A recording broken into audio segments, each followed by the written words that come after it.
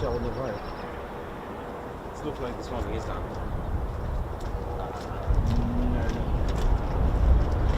Not yet. I think it's been out.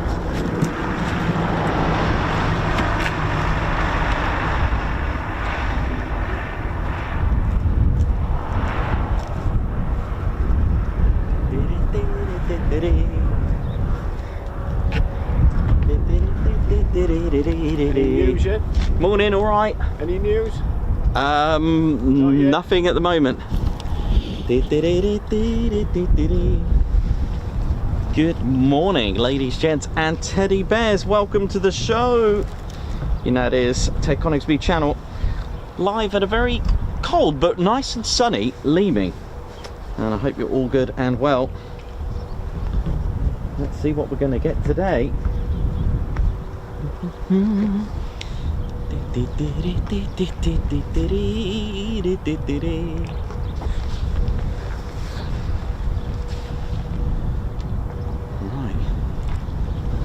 all good to go. Hope we're all good.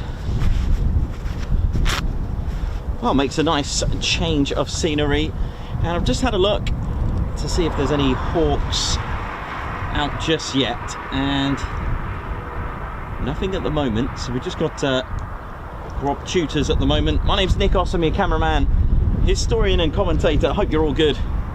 Ted Coningsby channel. Hopefully getting you some F-18s later on, but this is military aviation. Anything could happen. It is all potluck. We could get nothing all day. You never know. But there are 2 Rob Tutors out, so we're going to get them as a minimum. That's if I get them. This is our squadron leader, Ted Coningsby. Looking good, Ted. And a big shout out to all crew at RAF Leeming. And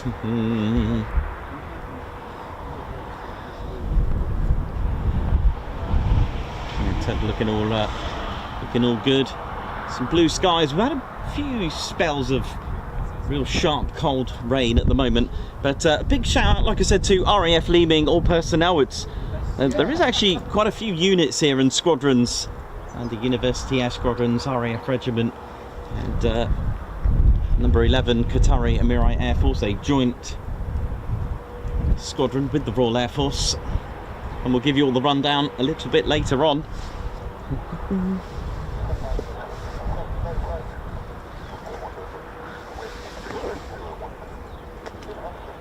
The light's looking good for today.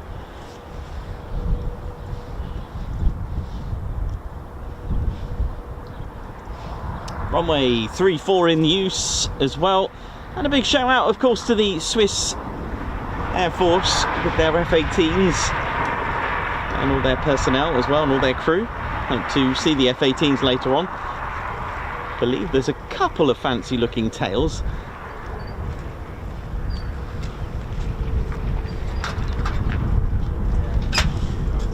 Our first movement of the show just coming up. Here we go, a Grob, a Tutor 115.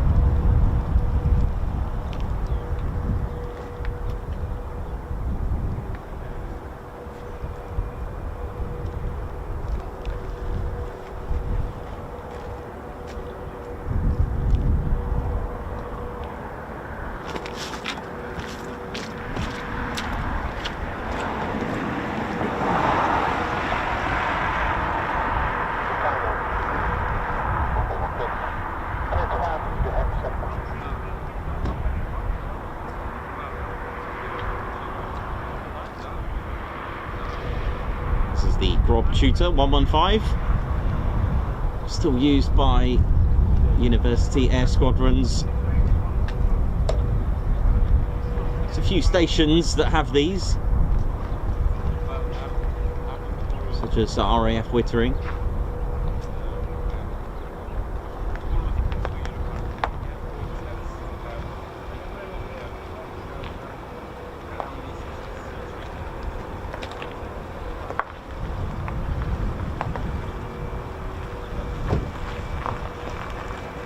The landing gear is fixed, unlike the successor to the prefect, the tutor, the prefect.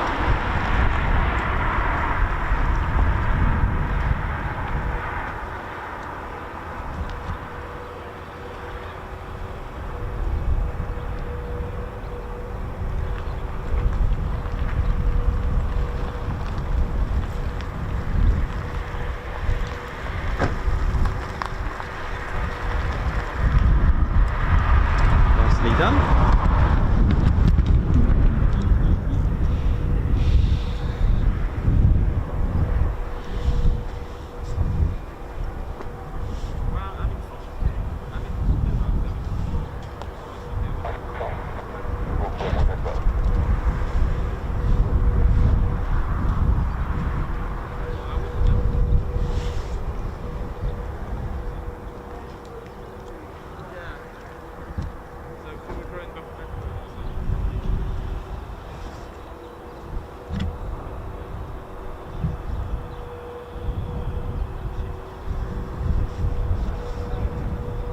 Two-seater. The RAF Wittering use this as their display aircraft.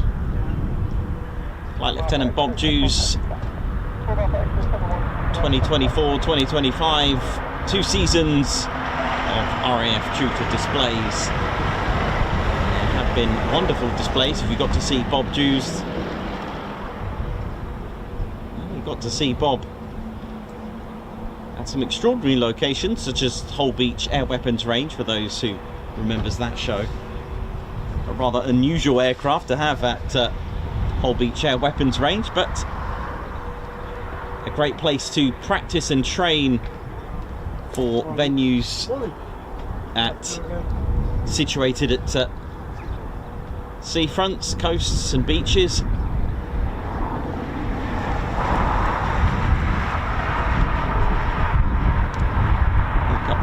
Grob tutors over there. How we doing? Hope we're all good. Well.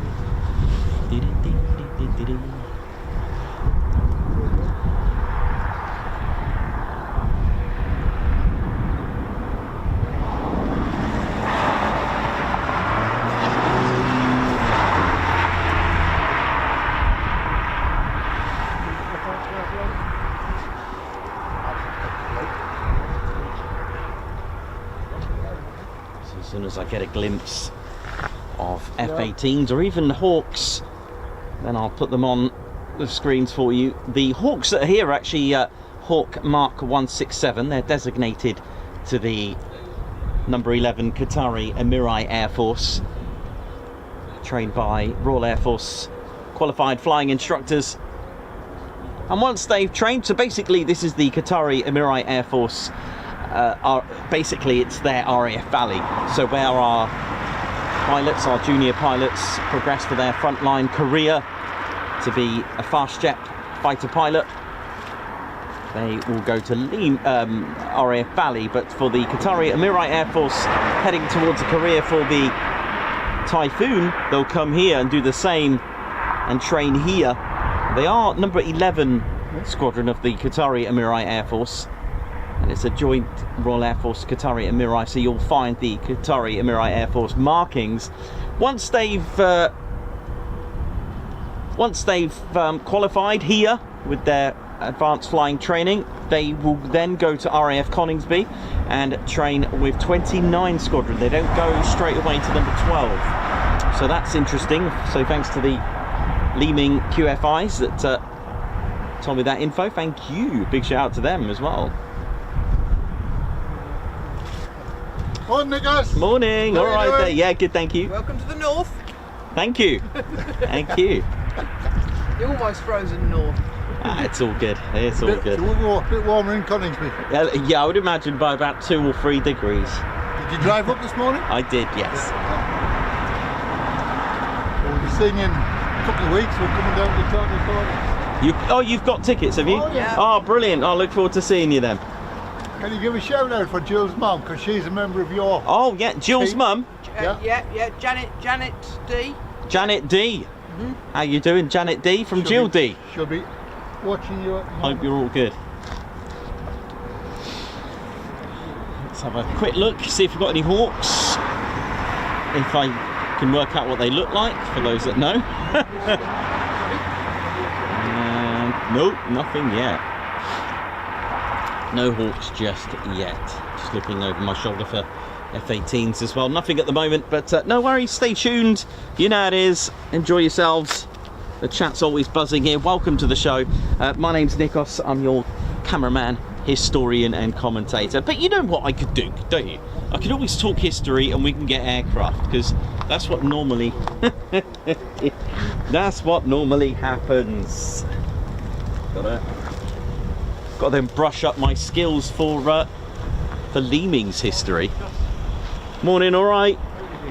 He's just finishing off his breakfast. He'll be out in a second. How you doing, ladies, gents, teddy bears? My name's Nikos. I'm your cameraman, historian and commentator. Hope you're all good. So it's time for me to brush up some skills of RAF Leeming's history. And it's by no means short of history. It's had an amazing amount of history here.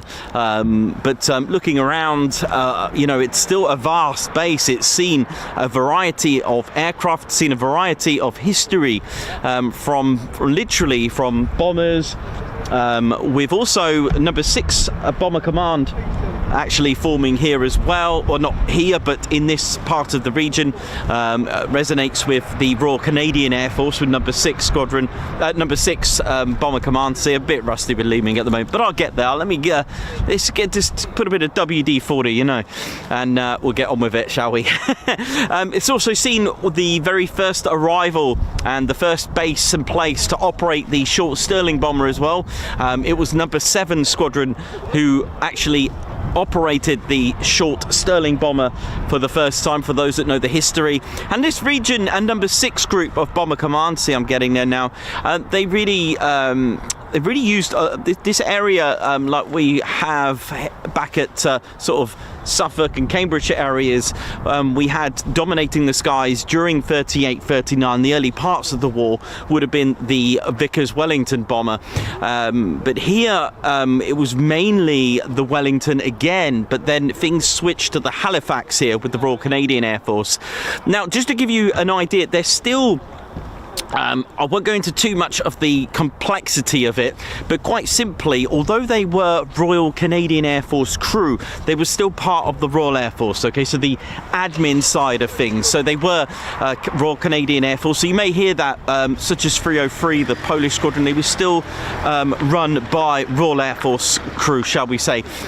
So when you hear different countries of the Royal Air Force, they were still governed, shall we say, or managed, okay, so there was like an administrative type of thing. But welcome to RAF Leeming, and today it is a training station for our future generation of crew and pilots, and which you've seen the Grob Tutor there just coming into land. But its history has seen flying, for those who don't know, there was actually an aerodrome, civilian one, and it was an aerodrome for civilian use, and it was really for enthusiasts.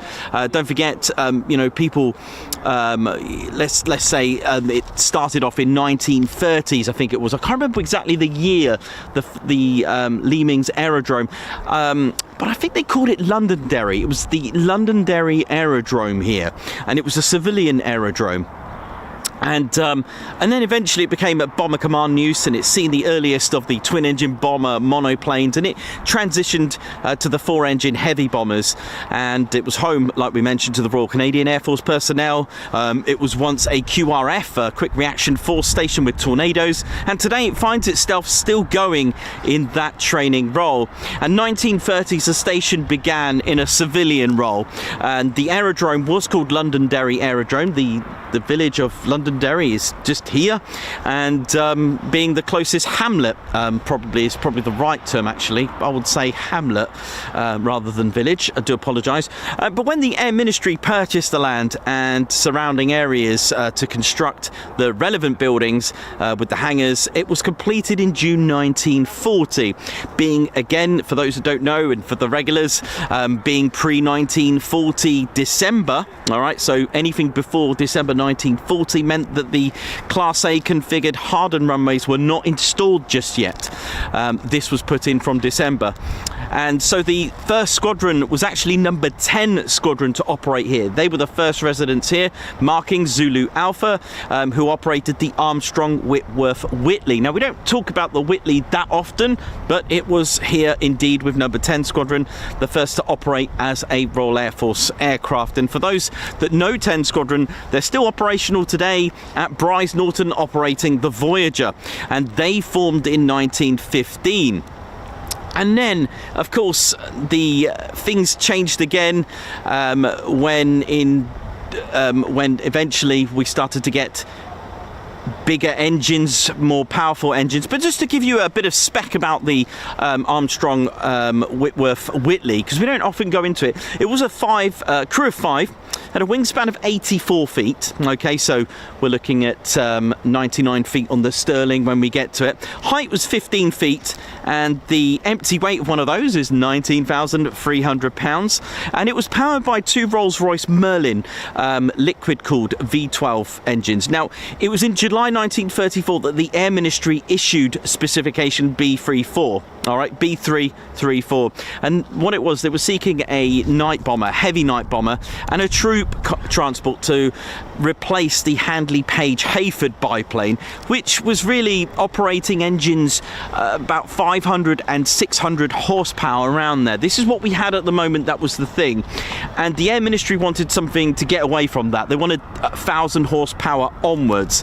Now, of course, the Rolls-Royce Merlin did actually supply that power, and they were rated at 1,145 horsepower, max speed of 230, and its range was about 1,650, again depending on configuration. Had a service ceiling of a good 26,000 feet, probably due to its lightweight, and it could take 7,000 pounder bombs, which was a lot more than the Hampden and the Wellington. But nearby station from here, if you know the area well, it was Driffield, was constantly being attacked during the later stages of 1940, and many of the squadrons moved to Leeming. And it was number 7 squadron, who are flying the Chinook today.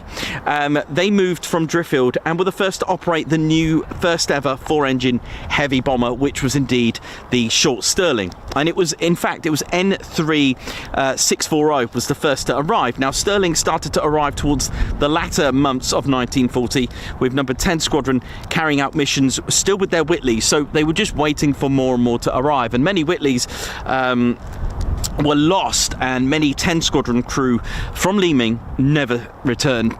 Early October, 7 squadron eventually moved away from Leeming, leaving just 10 squadron with their Whitleys. So in November 1940, Leeming saw a new 4-engine heavy bomber, which was the Handley Page Halifax. Before I show you one of those, let's go to our first ever 4-engine bomber. Here we go. Let's turn the camera around so you can kind of get your imaginations going there. The S-29, that's right, the short Stirling bomber. There it is in its 4-engine glory. Of course, for those that know a little bit about the situation between the S-29 and the Supermarine, yes, Supermarine, because it was Supermarine that were proposing the first ever 4-engine bomber. In fact, it got the go-ahead to produce 2 prototypes. The best way to describe it at the time, it looks like a B-17-ish. All right, just a single tail fin configuration, 4 engines. It was going to have some huge powerful engines, 4 of them. It claimed to have about 325 miles per hour with a service ceiling of nearly 40,000 feet. They had 2 prototypes. What happened to the Supermarine 317? Taken off. Cool. What happened to the 317? Well, 2 things it suffered. One, the main designer, R.J. Mitchell, sadly passed away, and the 2 prototypes were destroyed in raids. So Luftwaffe bombers attacked the factory, and that was the end of the Supermarine 317. There was even a 316 which was developed to the 317, and RJ Mitchell and Supermarine nearly produced a 318, but the engines were too powerful for it, I know, so they went with the 317, but like we said, sadly that got destroyed. So the contract went to the Short brothers to produce the Stirling. Specification B1236.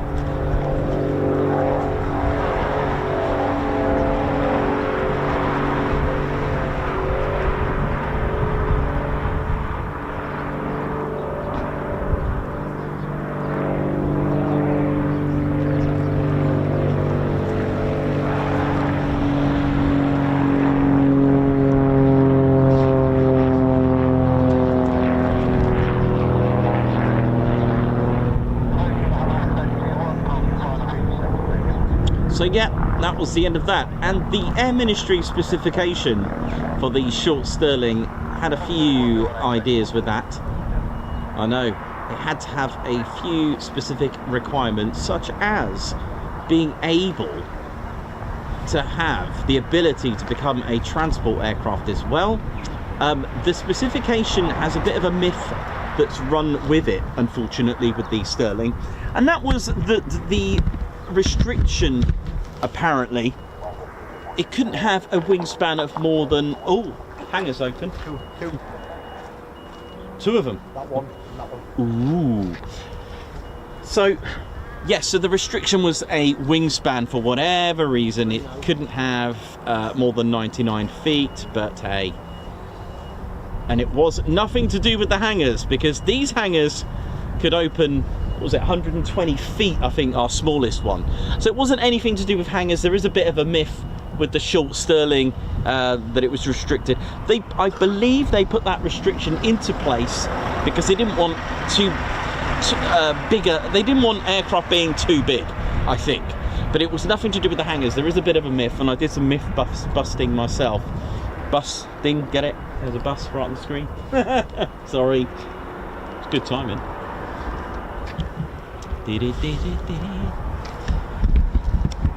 So if I see an F-18, we'll hear Davey first. Davey's here with Mrs. Davey. Oi oi, Bev. Oi, oi, oi, oi.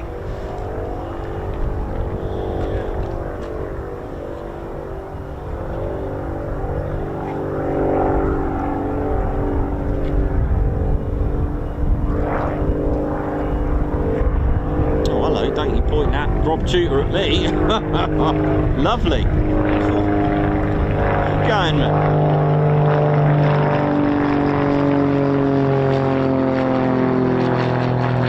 Nice. Just let that go over. I'm a little bit tangled here, actually. Hang on one sec. So yeah, that's our Short Stirling there, which I'll just quickly show you. You never know.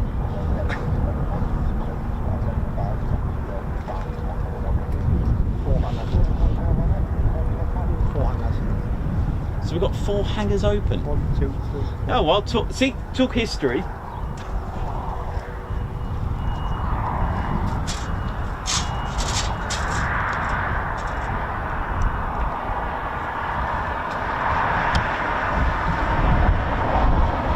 Well, hold tight, everyone. We may get our Hornets in sight very shortly. I know they go off. They depart sort of between 2-ish and 3-ish.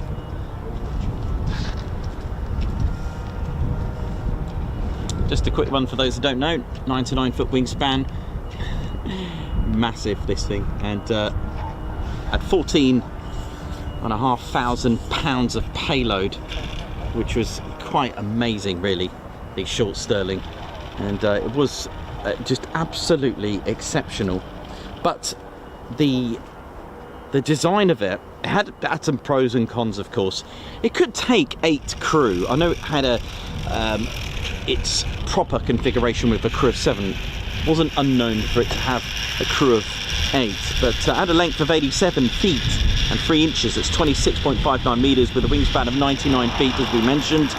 That's 30 meters, 0.20, which empty weight, by the way, was 49,600 pounds, which is unbelievable. Powered by powerful Bristol Hercules, which it indeed needed at 1,500 horsepower, but it could do 282 miles per hour with bombs of up to 14,000 pounds. Sorry, I might have said 14,500. But it did have a massive bomb bay door here and 2 squares here, 2 extra bomb bays to fit bombs here. Now the problem with the short Stirling is that the bomb bay configuration had 2 dividers, meaning it had rows of 3. The only problem is you could only fit a maximum of 2,000 pound bomb in there. You can fit more than one, but as a maximum would be a 2,000 pound bomb. And the problem with that is that the RAF and the Air Ministry were producing 400 pounders, 4,000 pounders, sorry, 6,000 pounders, 12,000 pounders, 8,000 pounders, and even, you know, 12,000 tall boy. You had the 22,000 pound Grand Slam. So really it became a little bit obsolete, and it ended up in 1943 just becoming a bomber that didn't bomb. Now the problem with that, of course, it got relegated, but it did play a major part in transport and with assisting with the SOE agents as well, and it towed Horsa gliders into D-Day, and it played a towing role, and even played a major part with 218 Squadron with Operation Glimmer on D-Day. Glimmer was bits of metal, what we call today chaff. It did play a major role. Now let's put some plus sides, right, with the negative. So the negative, being fully loaded and fully fueled, could only get to about a maximum of 17,000 feet. Now that's not a lot, considering a Wellington could do 19 to 20,000 feet. The Halifax 24,000, and you know, with the Lancaster being about that, and B-17s around that sort of mark. So when you're going towards the Alps, well, you're going to be sort of flying through it, not over it like the others. So, but one good thing, because of its long fuselage, it was able to maneuver, not like the Halifax and the Lancaster. It was actually able to outmaneuver its night fighters. It was indeed developed. If you have a look at a short Stirling, the wings and the, basically, if you imagined a short Sunderland bomber, basically the lower deck was cut off, the wings shortened and thickened. But what's remarkable is that the Short brothers produced what's called gouge flaps, and I thought that was something in like modern aircraft. But gouge flaps, when you didn't need lift, it would actually make the wing, this little section here, these flaps go in, okay, and it would actually be very, very maneuverable. So a lot of the pilots actually did love it, and being such a giant aircraft, it could take a lot of battle damage as well. But this didn't last long here, because it was time for something else. But it didn't have the best start in the world. It was indeed the Handley Page Halifax, which we'll talk about in just a moment. So there's our Stirling. For me, I actually got to love it. I really did.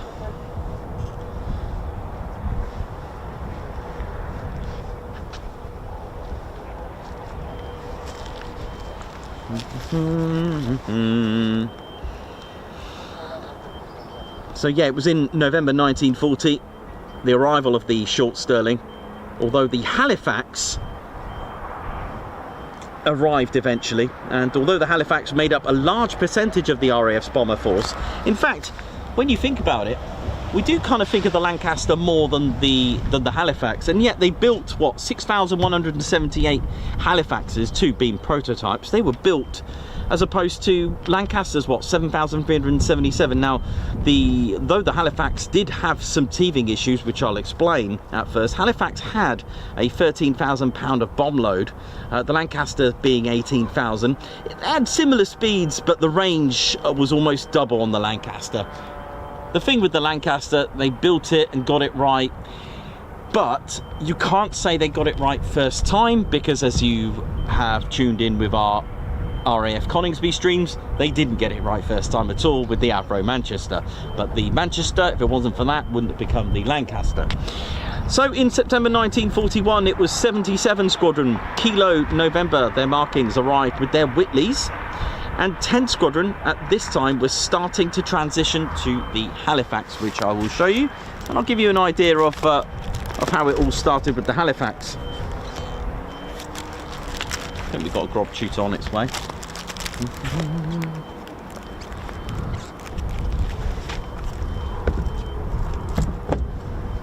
Just going to check ADS. Low approach. Oh, okay.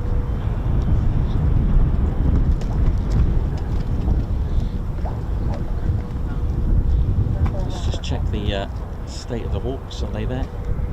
Still no Hawks today. I mean, what luck have I got if I come here? Mind you, it's worse if I go to Valley and not get Hawks, but there we go.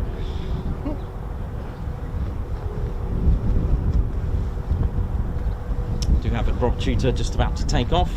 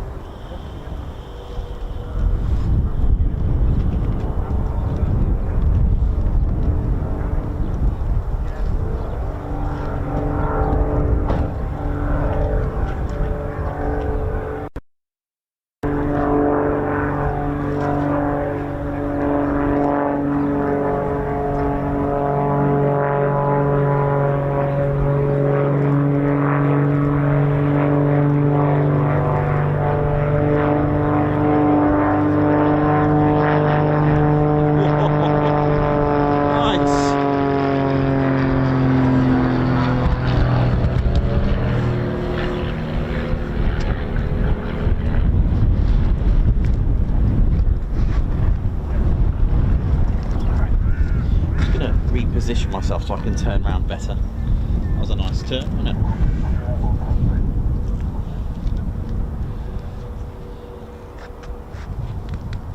So the Mark 1 and 2 of the Handley Page Halifax, here's our Halifax here. So it's quite similar to the Lancaster, as you can see, but the earlier Marks actually had Rolls-Royce Merlin engines. I think it was the Merlin 20s at first, but they wanted something with a lot more power, and they eventually went with the Bristol Hercules, punching out at 1500 horsepower.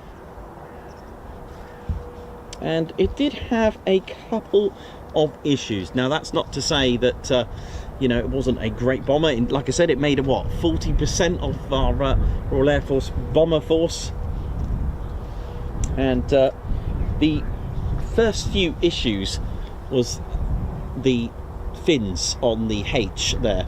They were kidney shaped. If you look at the earlier Marks, the kidney shaped fins actually caused a bit of a problem with the Halifaxes, because what would happen is that if the Halifaxes came under attack, to do with the aerodynamics, of course, it started to spin out of control and it was unrecoverable, actually taking more lives than combat on the Halifax. So things had to change, and Air Chief Marshal Harris was not really a fan of the Halifax, let's put it that way. So the design changed, and then from 1942 another problem occurred. The Halifax's very powerful engines produce quite a substantial amount of flames from the back. Now when the RAF switched to nighttime bombing, this stood out like a sore thumb, because enemy night fighters would just look for the flames. They eventually did put dampeners on the exhausts, but they were draggy. Nevertheless, it was a great aircraft with a crew of 7, and later Bristol Hercules could even reach power of about 1615 horsepower.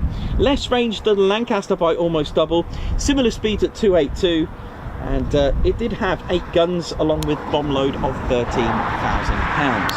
So not too bad, and it had a very good reputation in the end. Right, let's see what this Tutor's going to do.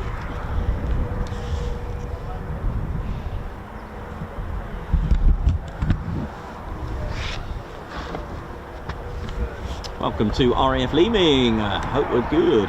Nice to be here. Sometimes we do 2 trips here in a year. We did that, I think, last year, wasn't it? Or the year before.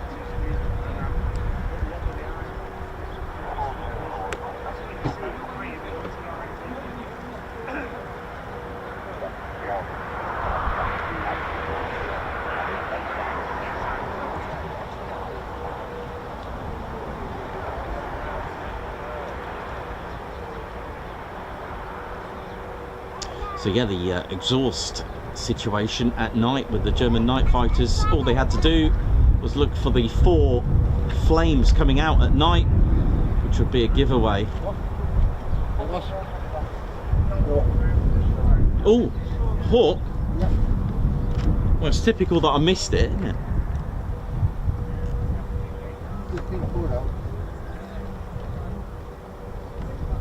Oh yeah, that's what a Hawk looks like. Took me a while to find it, man. There we go.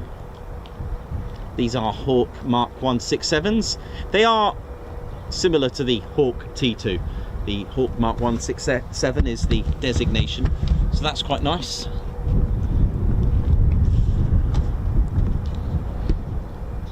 So hopefully we get more of those out, and they are quite exciting to see. They are a great training aircraft. You'll notice the Qatari Emirate Air Force markings.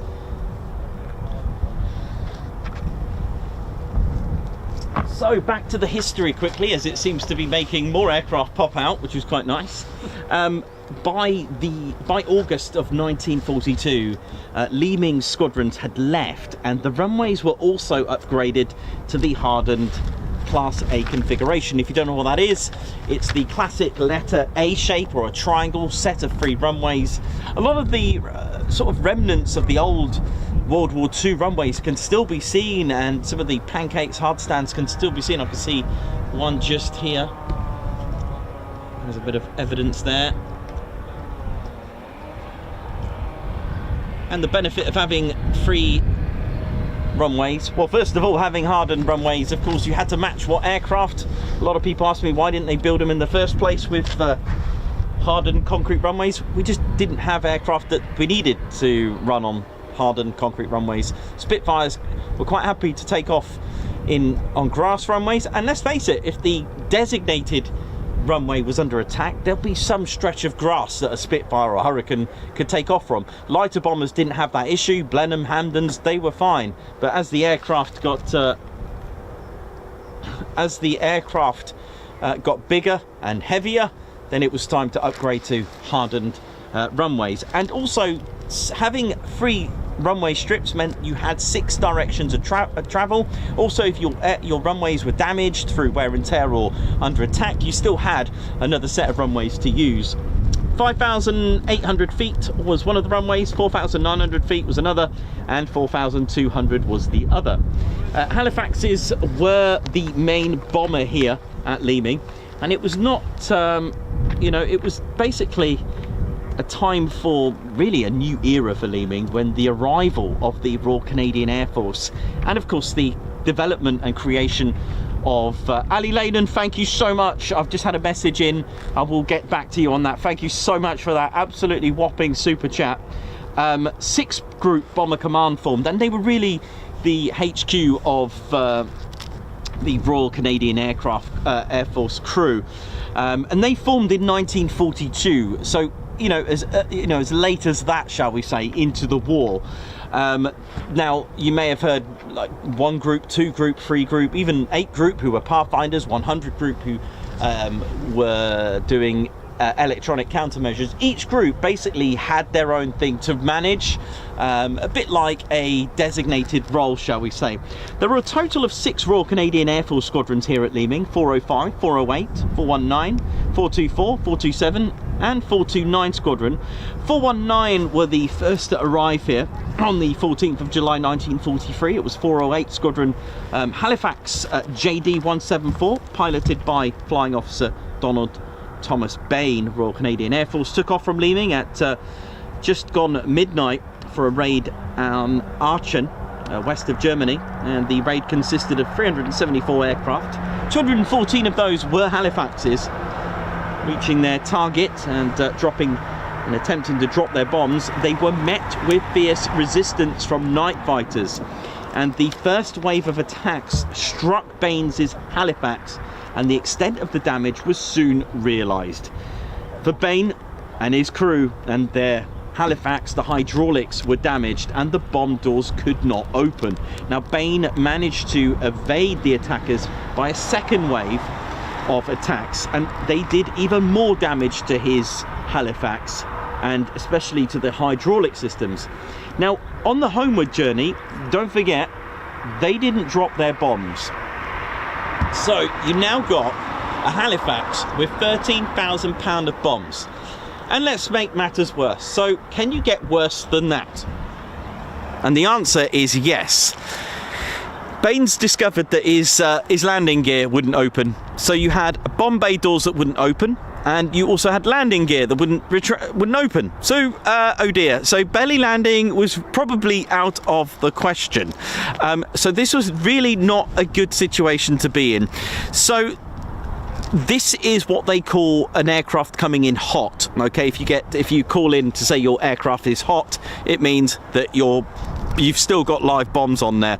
And like I said, you know, with with having live bombs and no gear, belly landing is going to be pretty impossible. So bailing out also was an issue. If you bailed out, where's that Halifax going to go? So he headed for the Arden Woods, if you know where that is. He ordered his men to bail out, and they all survived. Now, Bain bailed out looking back at his pilotless Halifax. Imagine that, just seeing it just go and just thinking, I hope I got this right. And he did. He aimed it for some woodlands and hoping that it would get there, you know, and hit, you know, without hurting civilians.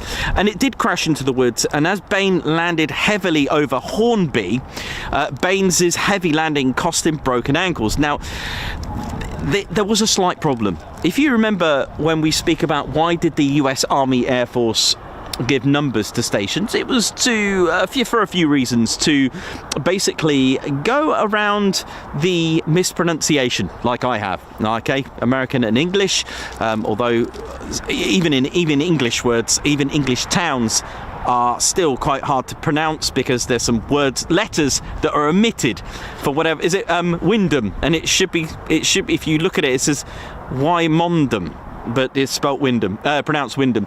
So even I can't even pronounce the correct. So they got rid of that, and also for security reasons as well. They wanted to hide the identity of the base. Now here's another problem.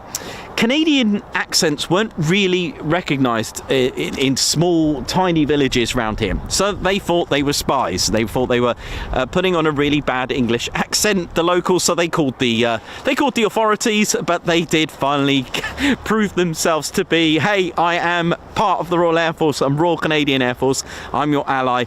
And they did get treatment.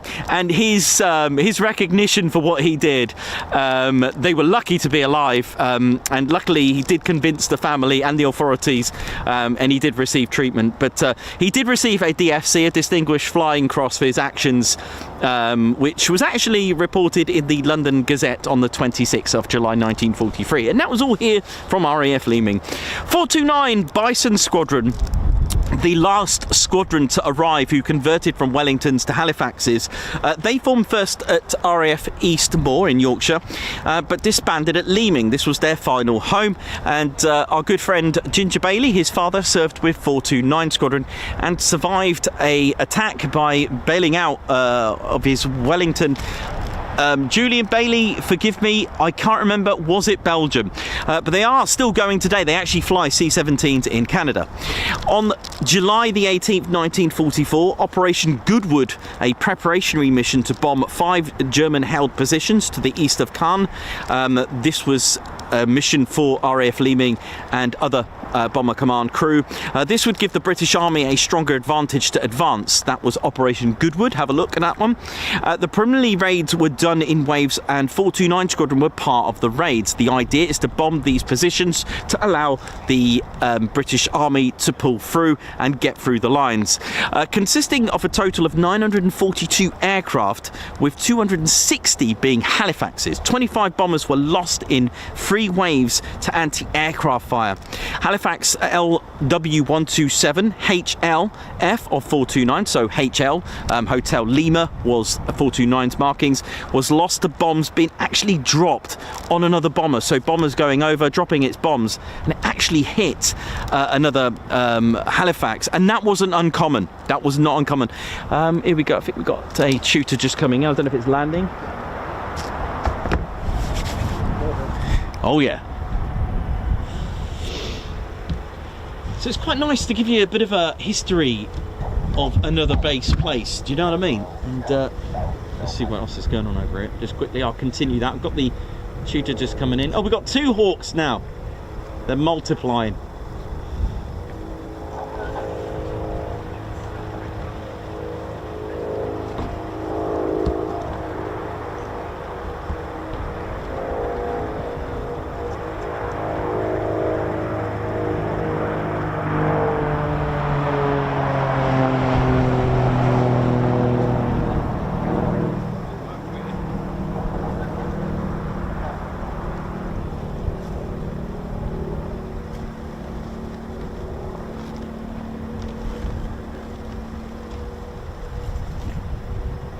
Now we'll talk F-18s in a moment, after I've just given you a nice bit of history about the station Leeming. And one thing I was going to mention first of all, we'll know when they started up, they've got a very, very distinctive howl. Quite deep. They are part of the Swiss Air Force. They're here for Exercise YORKNITE. Allows them to train and low fly at night, with low flying as well. And I don't know how true this is. It's from what I've read. I can only go by sources I've read. It is believed that this time of year it's quite restrictive to low fly in the mountainous regions of the Alps, and potentially can cause avalanches, so they come here for a month. And it's held here at RAF Leeming. And I will be on the chat very shortly. And Ali Leyland, once again, thank you so much. And thanks to Ali and her husband, who made a very special wreath for Ted and the Ted Coningsby channel.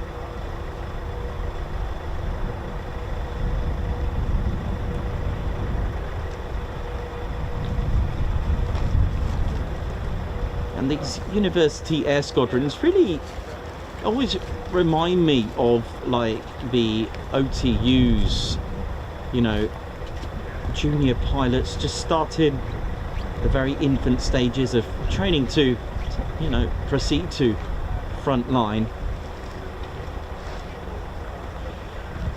And there's a bit of history for it. I'll show you the old tower. There's the old control tower over there. Wow. That's cool. Fresh, isn't it?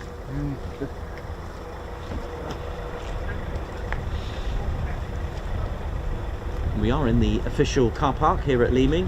There are opening and closing times, so do be mindful if you are making your way.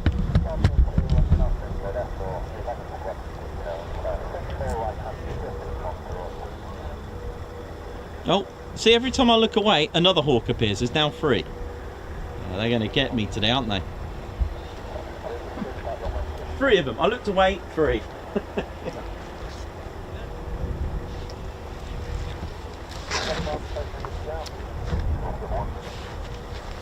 So 429 Squadron, Bison Squadron, the last squadron to arrive, who converted from Wellingtons to Halifaxes. They formed first at Eastmoor and then disbanded at Leeming. And yeah, have a look at Operation Goodwood if you want to look at more about that. And from May 1944, the squadrons began to convert to the Avro Lancaster, you could say the Royal Air Force's most successful heavy bomber. And after the Second World War, 427 and 429 took part in repatriation flights under Operation Dodge. And we must never forget the commitment and bravery of the Royal Canadian Air Force crew as well, who brought with them bravery and sacrifice to help give freedom a future. In 1950, as we move on, following the war, the station became a night fighter base equipped with initially de Havilland Mosquitoes and then Gloucester Meteor and Gloucester Javelin aircraft before becoming a Flying Training Command airfield in 1961. The station was then home to number 3 Flying Training School equipped with the BAC Jet Provost aircraft, including squadrons of 228 OCU. In 1961, Leeming became a basic flying training school in 61, and the Central Flying School arrived in 77. And in 1984, Leeming joined number 11 Group Strike Command and was revamped to open in 1988 as a major operational station. It was numbers 11 fighter, 23 and 25 fighter squadrons, all flying the F-3 Tornado. And after 20 years of defending UK skies, RAF Leeming's Tornado F-3 days ended with the disbandment of 25 fighter squadron in 2008. So, you know, a lot of changes, these sort of things happen, unfortunately, but that's the way it is. You know, things change, unfortunately. And number 100 squadron were equipped with the Hawk T1 jet, and they were based here at Leeming from 1995. They played an aggressor role, so they're a bit different to what we're seeing on the screens right now. And they disbanded in as recent as 2022. Leeming was nearly a Red Arrow's home as well, but of course that was given to RAF Waddington. It's so basically number 100's role evolved, finishing as an aggressor squadron, delivering operational training, including supporting the Typhoon Force and Joint Terminal Attack Controller, or JTACs as we know them from Hull Beach. And eventually number 135 Expeditionary Air Wing was formed at Leeming on the 1st of April 2006, and it's still operating today. 90 signals unit moved to Leeming in 2007 and now account for around half of the station population, with around 950 personnel providing vital information and communication services to operations within the UK and around the world. So these Hawks that we're seeing here, they're Mark 167s, and they arrived in September 2021, and it's number 11 Qatari Emirai and Royal Air Force Training Squadron. So that kind of wraps it up for Leeming's history. And as I look away and look back, there's now a 4th Hawk. Oh yeah, that's more like it. Now, I haven't got a visual yet on the F-18s just yet, but stay tuned. Won't be very long until we see one being pulled out.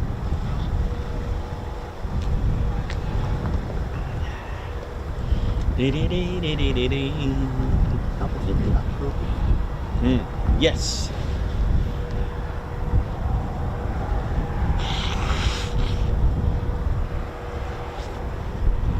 Right, let's get on the chats.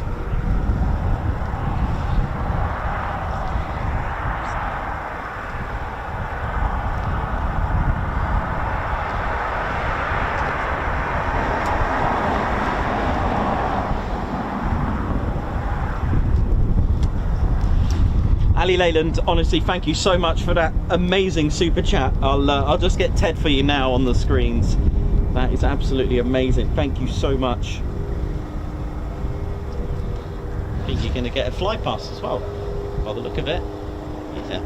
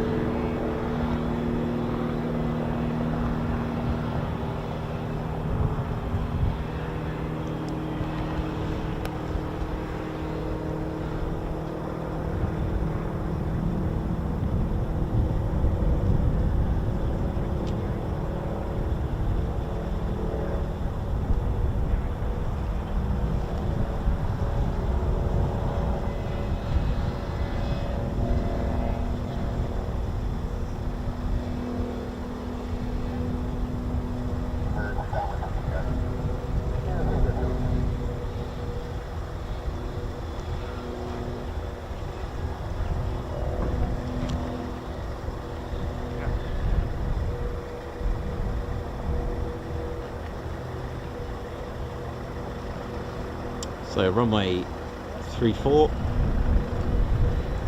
and 16, giving you an idea that it's sort of north-south orientated rather than the west-east.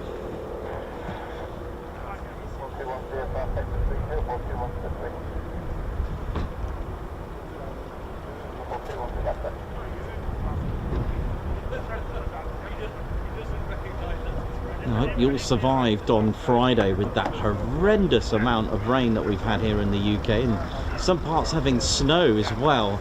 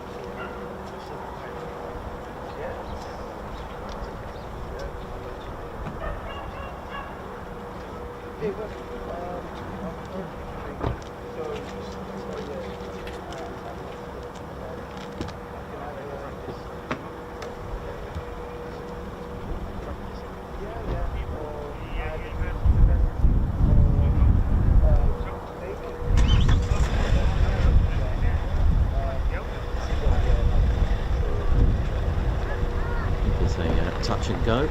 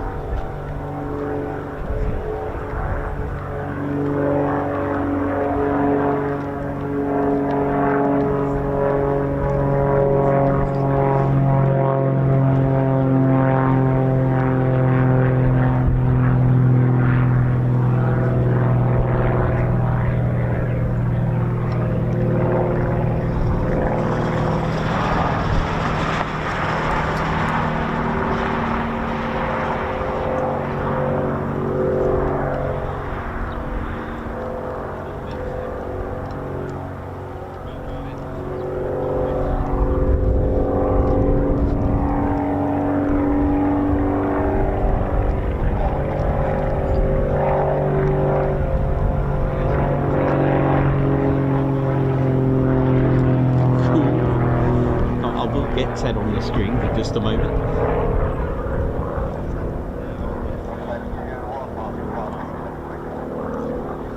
So again, if you just joined us, welcome to the show. This is Ted Coningsby here at RAF Leeming. Got the University Air Squadrons prop tutors, prop 115s. Almost like a drum roll there in the background.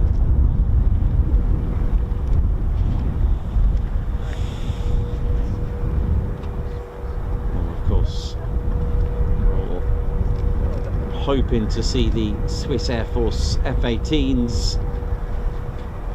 The lights usually quite beautiful. Sorry? It's pretty sick.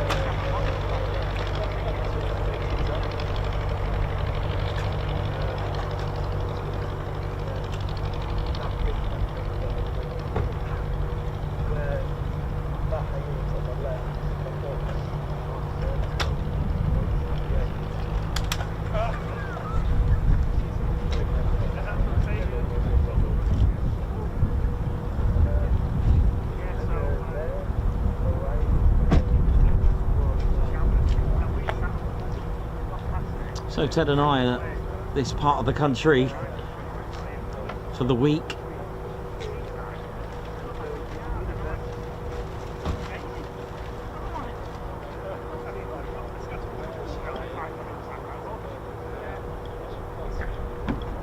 And moving on Wednesday, Thursday and Friday. Now we may not be able to stream tomorrow because the weather just looks dreadful.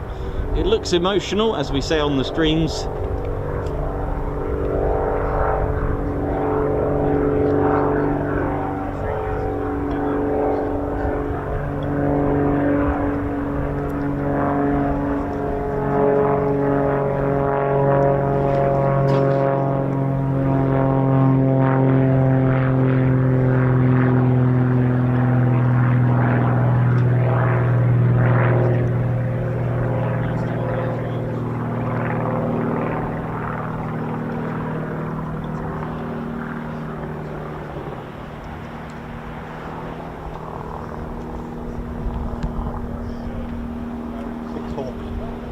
Six.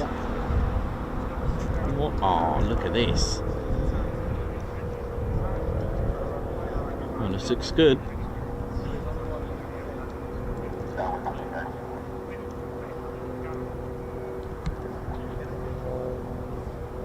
Well, as soon as I get sights of F-18s, I'll put them onto you.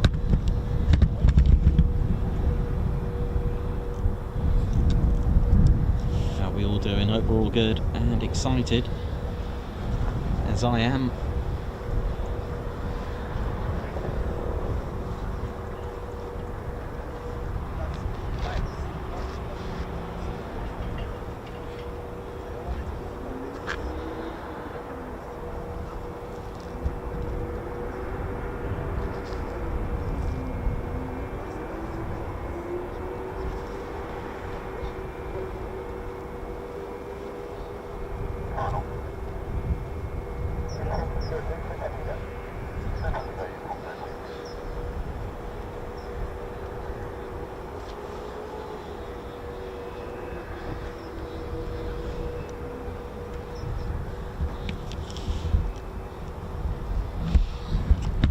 And if you just joined us, don't forget to hit the like button. Let's try and get 1,000 likes before the F-18s start up.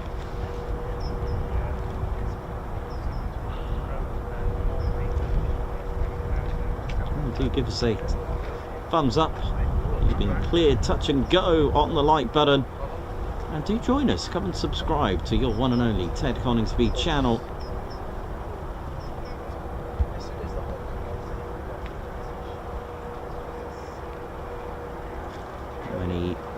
Many of you would have, for those that have been in the Air Cadets, are probably reminiscing now of memories being in a Grob Tutor, or even a Chipmunk as well.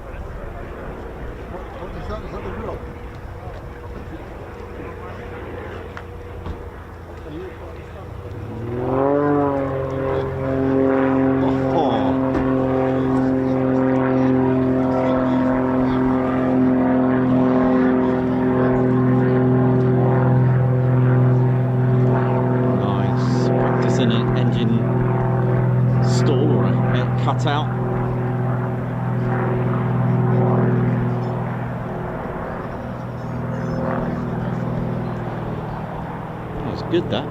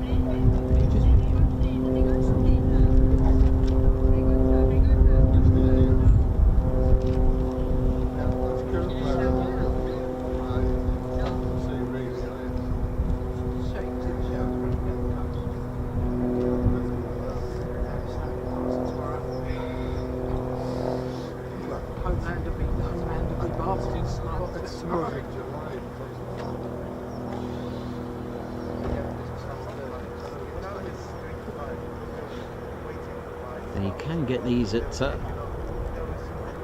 Cranwell Wittery, and of course here.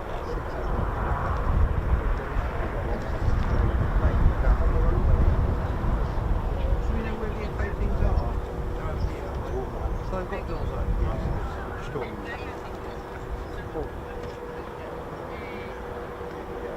How many are here?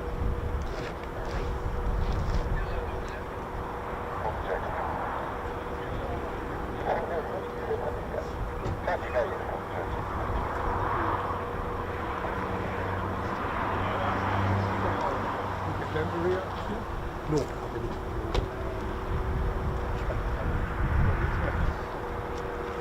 3 months in Korea. Which is great, but we also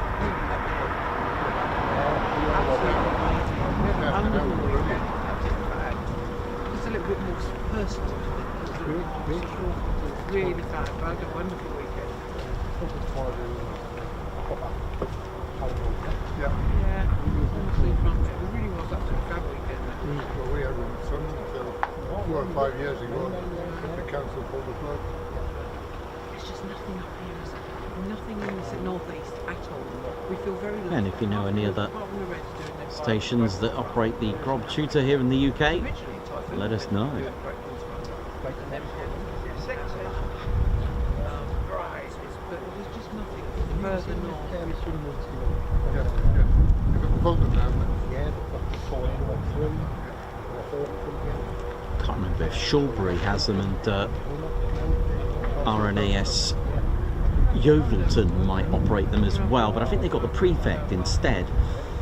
Don't forget the Prefect being the successor, or shall we say the replacement, but they still use these, of course, as you can see, to the University Air Squadrons. There we go.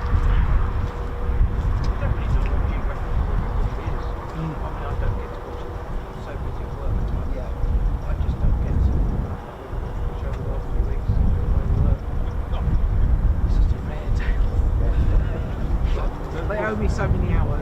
Right, that's it. Monday and Friday.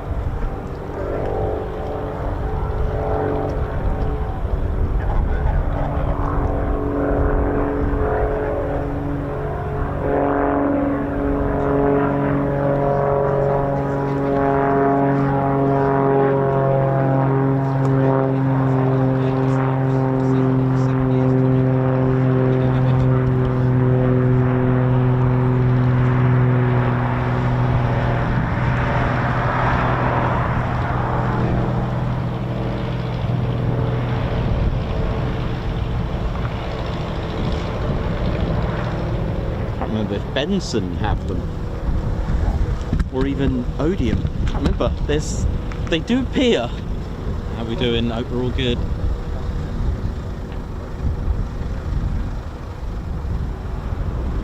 We've got quite a few Hawks now. 1, 2,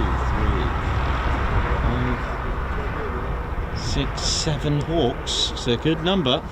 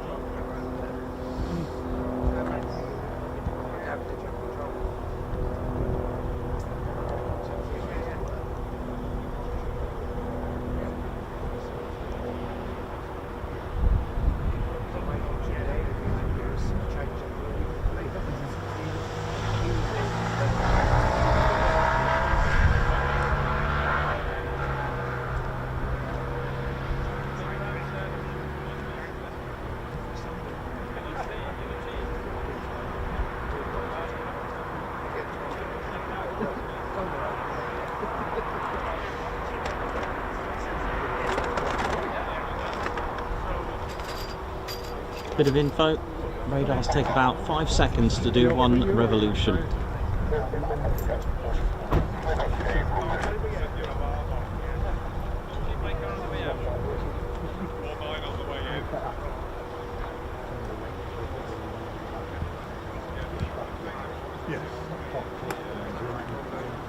There's a note out for when aircraft carrier high engineer.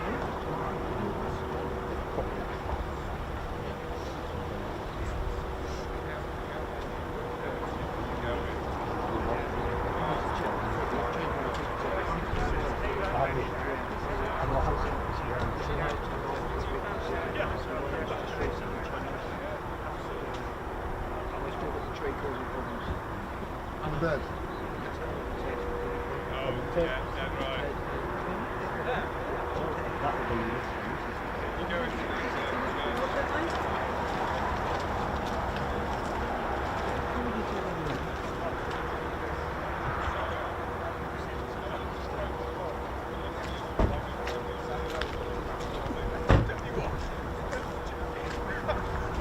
You went sorry for anything?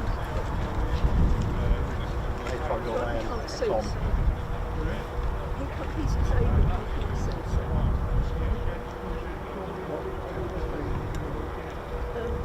It's not so much you, it's that.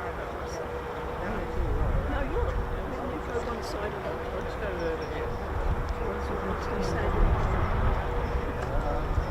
Thank you. Going you. They used to swap pigs, bulls between each other. I know, we used to live on the road. And his maintenance of it.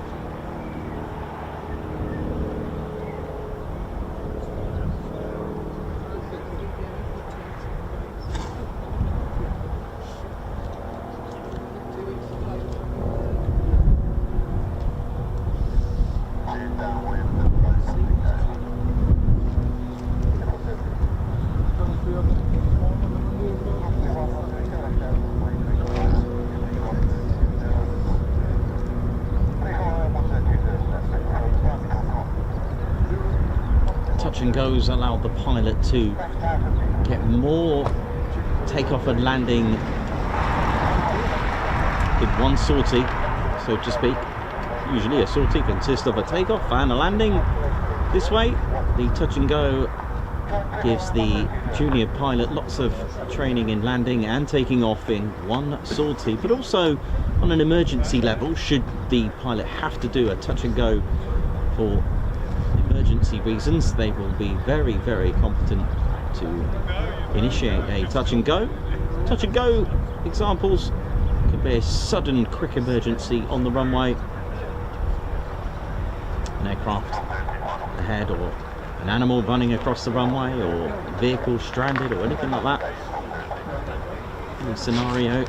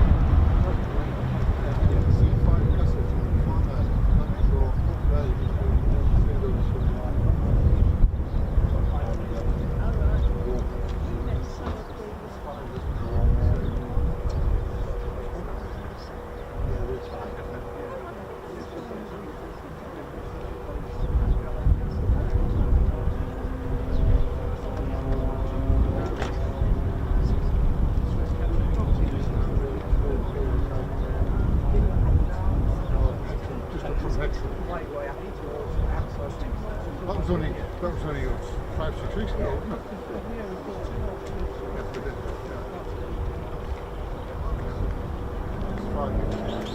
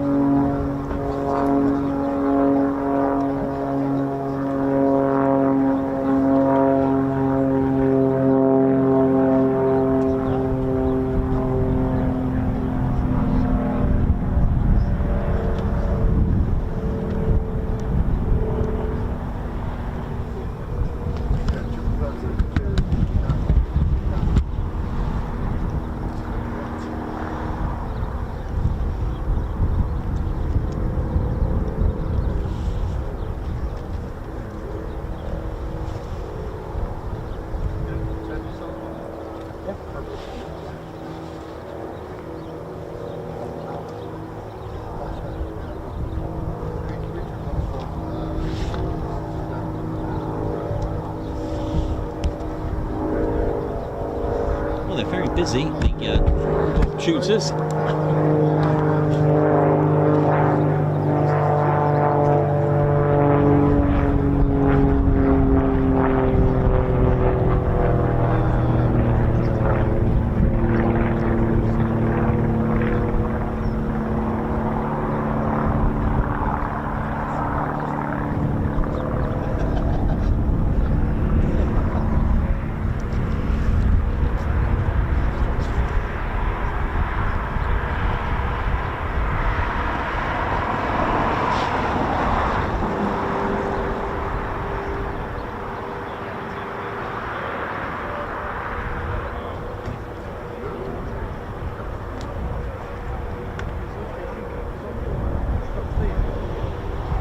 So they're flown by the University Air Squadrons of Yorkshire University's Air Squadron. And we've also got the Northumbrian University's Air Squadron as well here.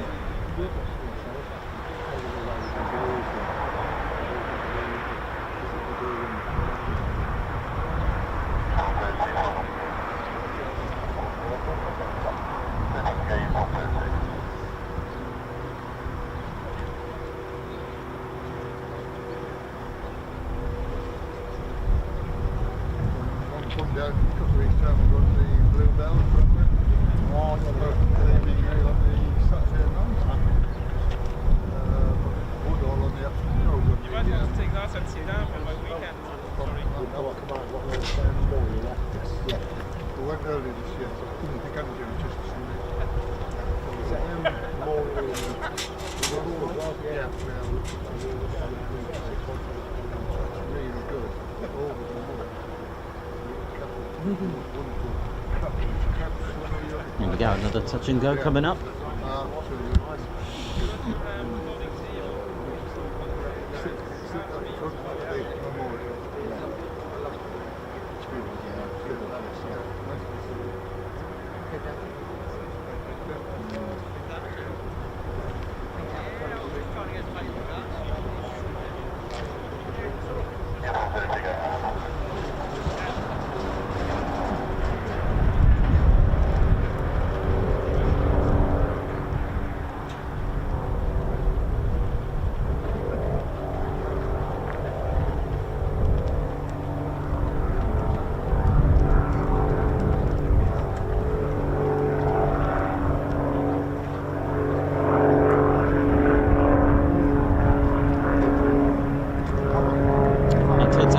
In one of these at RAF Wittering. Oh, nice shot. Flown with 115 Squadron with Flight Lieutenant Andy Tagg, and his sortie was a spinning sortie. I know. But Ted hung on for dear life in the cockpit as the stall alarm was going absolutely crazy while the was spinning out of control, so the pilot can recover, and of course it was done in style.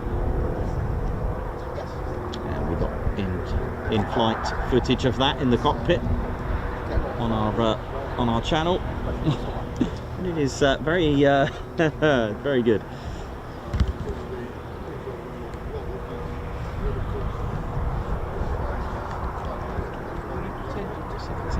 balcony's open.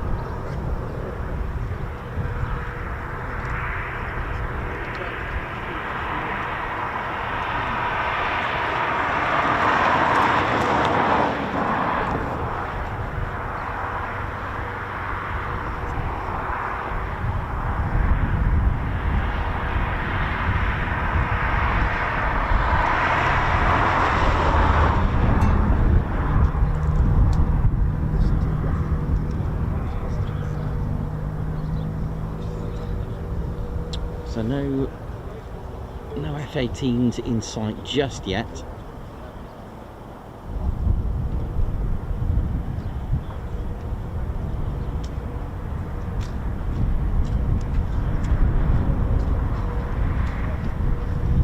We got this.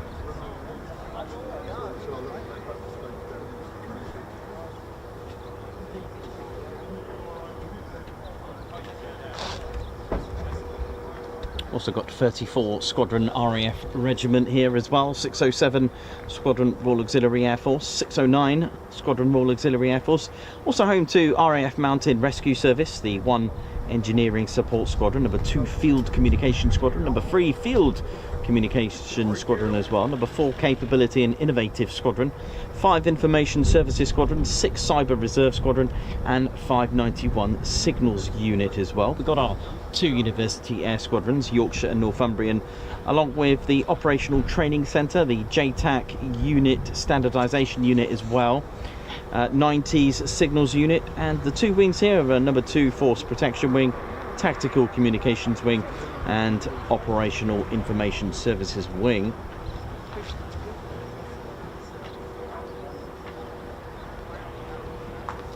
And if that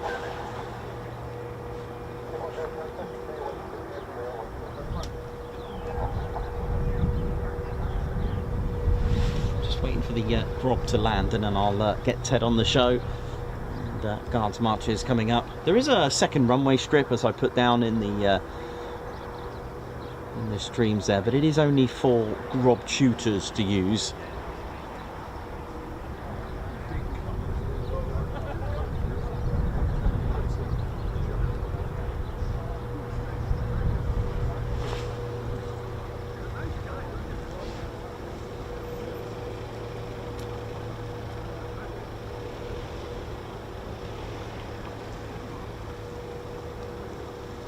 And that's runway 03 and 21. They do use it, but it's for grog tutors only, I believe.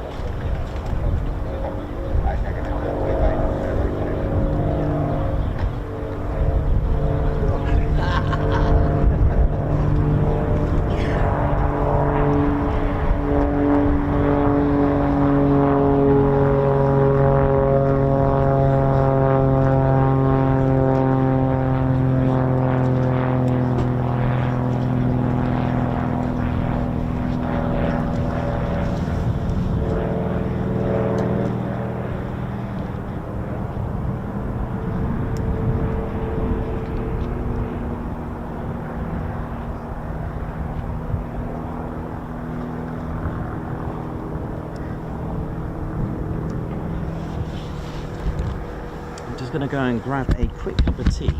Just really quickly, I'll bring it up here. One of the things this time of year, everyone, do take care out there, especially with some sharp, icy winds. Do take care and keep warm.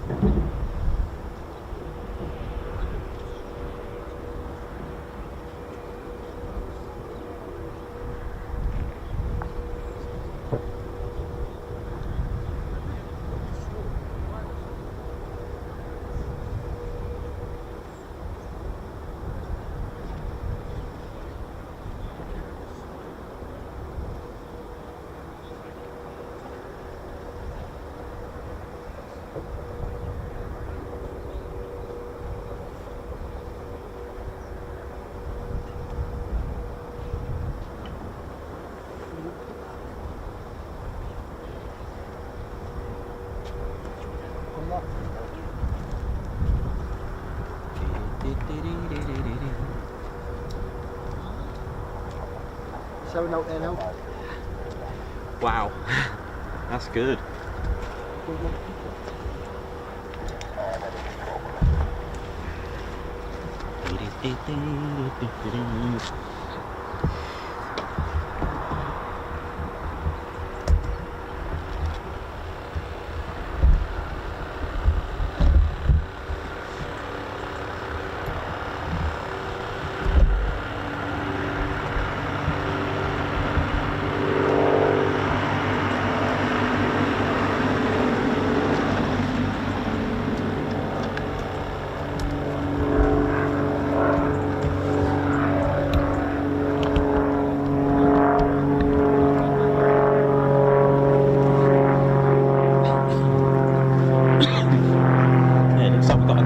Open on one of the Hawks.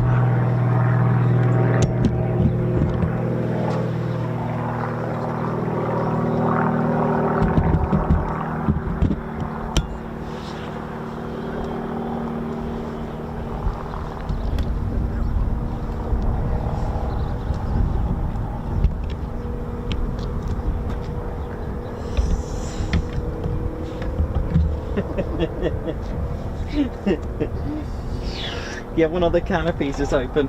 Yep. I better hurry up and get it before I miss it.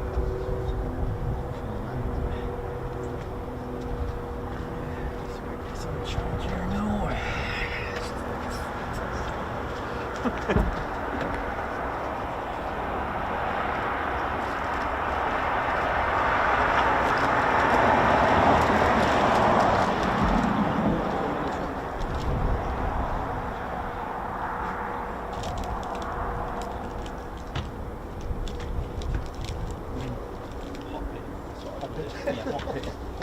Yeah.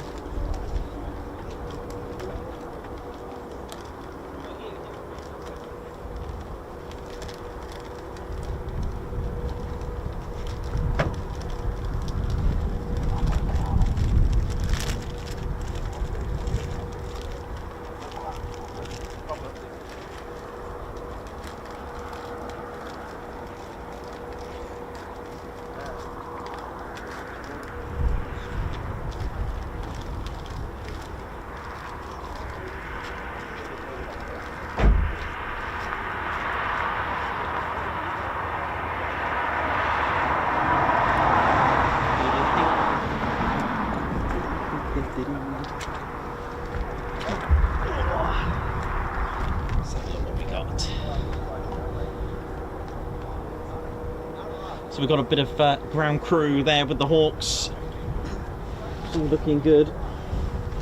And I'll tell you what, just in case it could be busy in just a moment, I'll get Ted on the case to give you the guards marches before it all goes.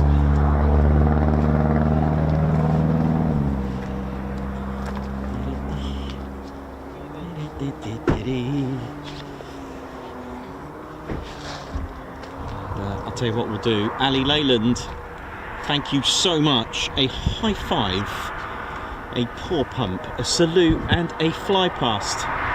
Ali Leyland, thank you so much for that. That is so kind of you. A guards march for Ali Leyland for that absolutely amazing super chat. You'll agree that is thank you so much, Ali. That's very, very generous of you. Absolutely top stuff. And thank you again from all of us at the Ted Coningsby channel. I want to say thank you to you, Claire Bear and Spanner Flight, for all you do for us and creating this amazing channel and building the TCS family. You are a legend. Looking forward to the party soon. Oh, bless your heart. And to Lee there, thank you so much, Ali. Honestly, thank you so much. That's really, really kind of you to do that. Absolutely brilliant. Just wow, thanks a lot, Ali.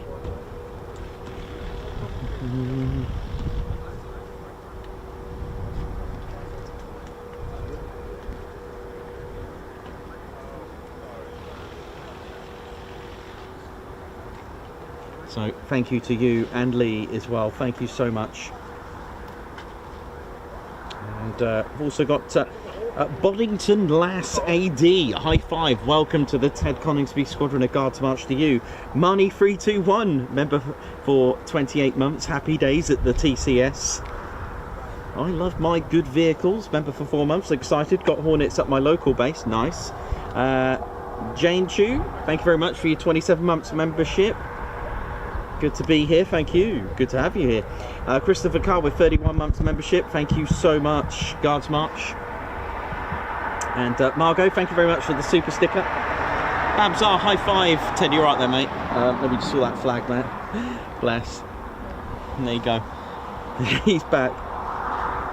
Babsar, high five and a guards march. Thank you for gifting a Ted Coningsby membership as well.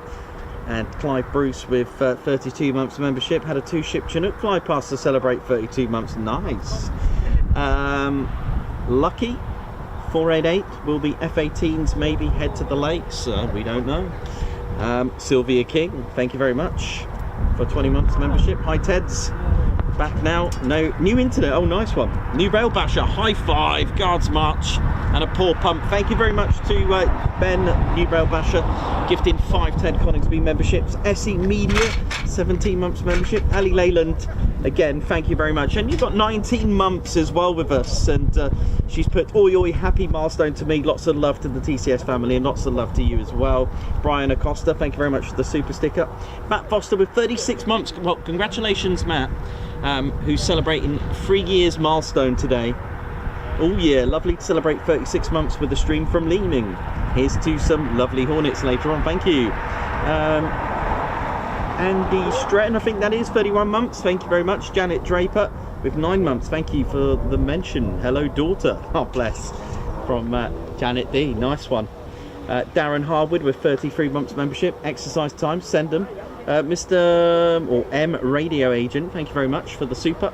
Rusty Wenzel, thank you very much for 32 months. All your in, thanks to a great 32 months. Alan Q with 29 months. And Alan Q, thank you very much for the super sticker. Mrs. D, what a way to celebrate 28 months. York Night with Nikos and Ted. Guards March, thank you very much.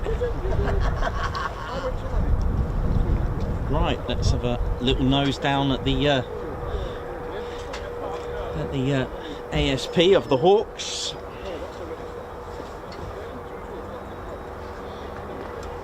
Now, can't see any Hornets just yet, but the hangars are open. Yep, 4 of them, yep.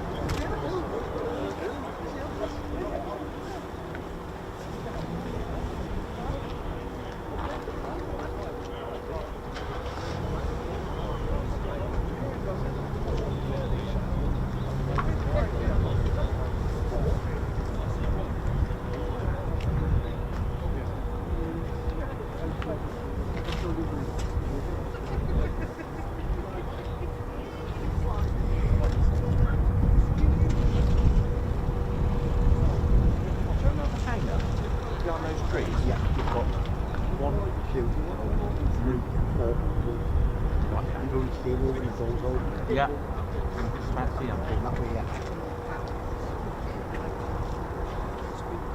there's another one over there. Yeah.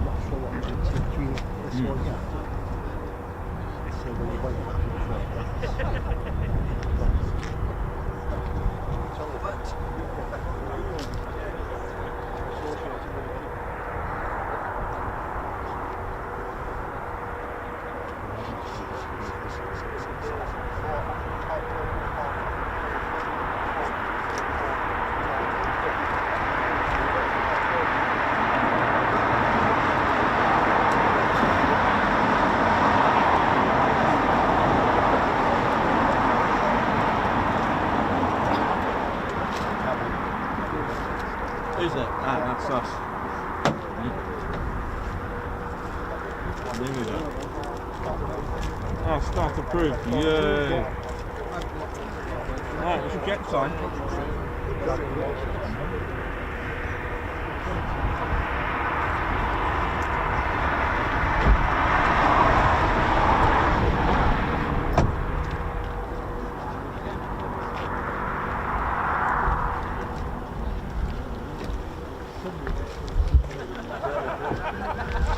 Well, here we go, ladies and steady bears. Start approved on call sign Javelin Hawks.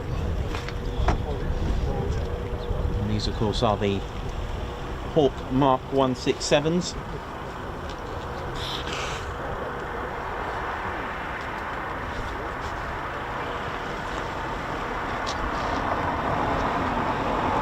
Now you'll notice Qatari Emirate Air Force markings. And they are indeed a training corps for the for the Qatari Emirate Air Force. They are number 11 Qatari Emirate Air Force, again with the interest of Qatar and her Air Force purchasing Typhoons and the joint Qatari Emirai Air Force and Royal Air Force of number 12. Bringing in, of course, work and employment for BAE Systems. It's a British designed, built by BAE Systems, and it's had an absolutely fantastic history. It really has. The Hawk first flew in 1974, entered with the Royal Air Force service in 76 to replace the legendary fallen Nat T1, and it enjoyed success of exports around the world with advanced versions and different variants, Hawk 100 series and the Hawk T1, the Hawk T1A, the Hawk T2, which we have at RAF Valley, and of course the 167. It is a Hawk T2A, but that's the designation for the Qatari Royal Air Force training unit. Now, once the pilot has fully and successfully trained on the Hawk here at Leeming with number 11, they will still go to Coningsby with number 29 Squadron, which is the operational conversion unit, before they go on to number 12.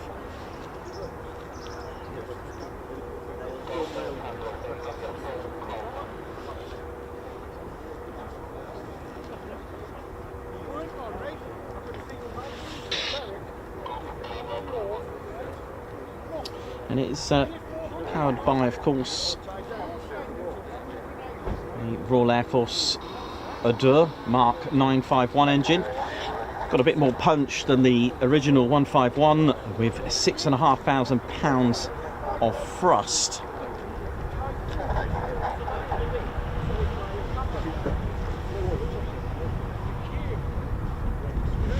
Starter approved. I don't know what we can hear from all the way down here, but we'll see.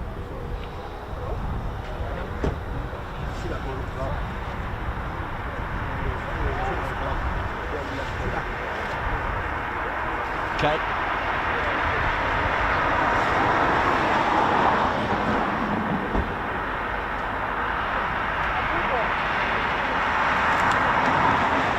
So these F-18 Hornets are from Payerne, Switzerland.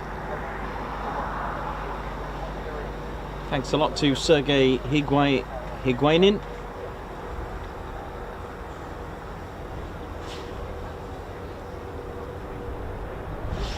So we've got another Grob just taking off now. So have a little look.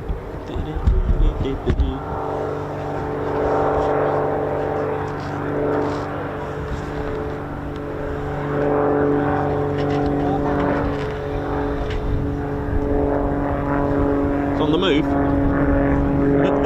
Well, I better get it before I miss it. Sorry, Rob, but this is nothing personal, but look at that. Would have missed that. Would have missed it.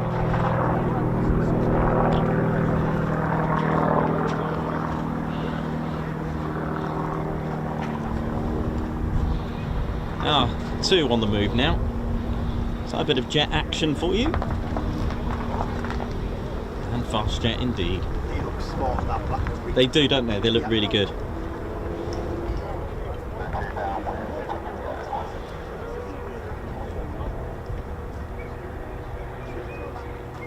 And they can have a service ceiling of 42,000 feet, which is absolutely exceptional. It really is. Over 600 miles per hour as well, max speed. Or 555 knots. For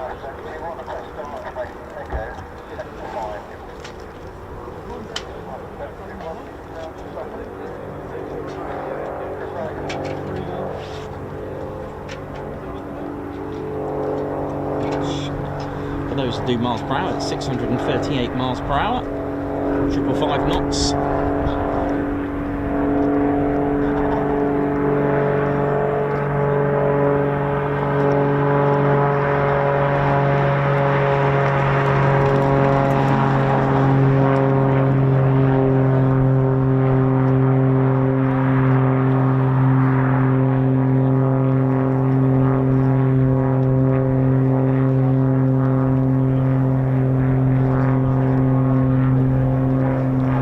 So while they're taxing, let's have a look if there's any others, because I know there were more, weren't there, getting ready.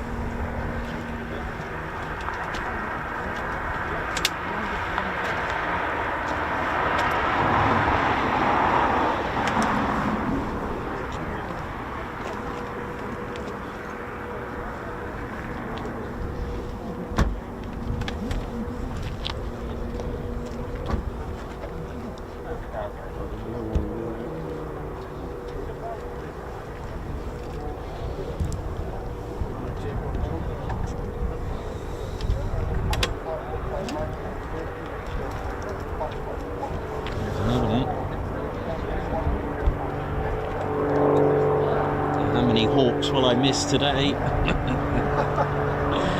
Answers in the comments.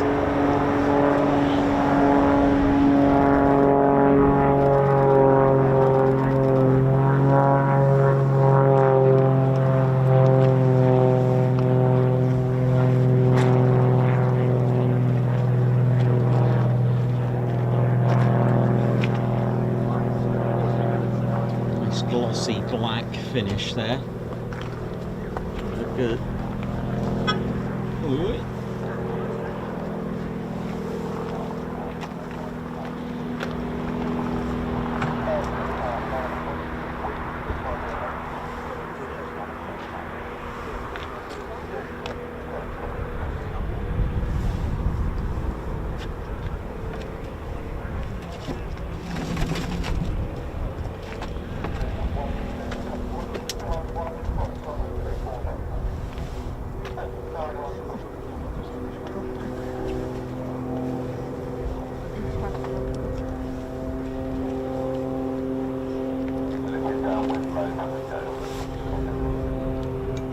The big boys coming. Hi.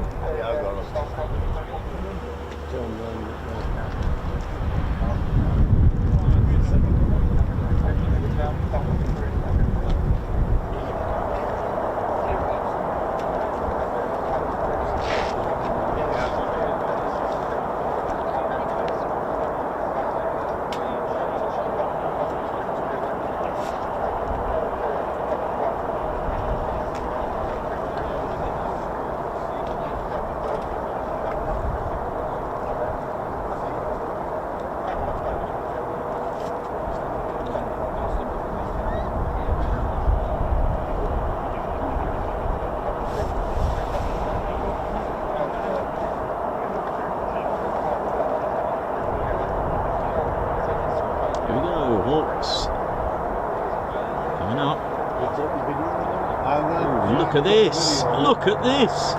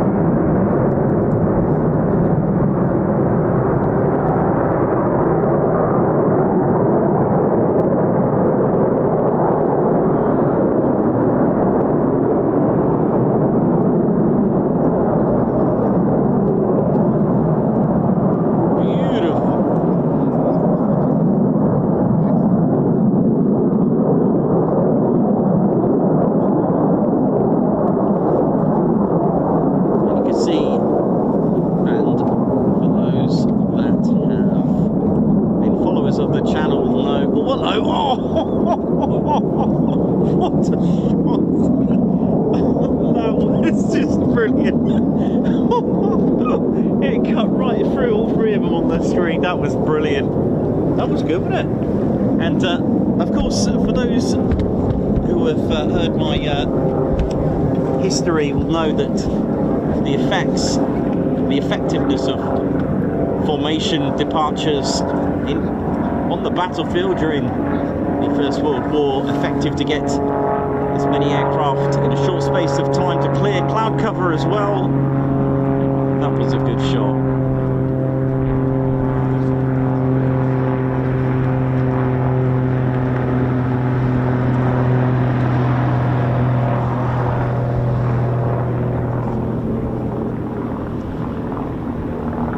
I think I just earned myself a water shot there.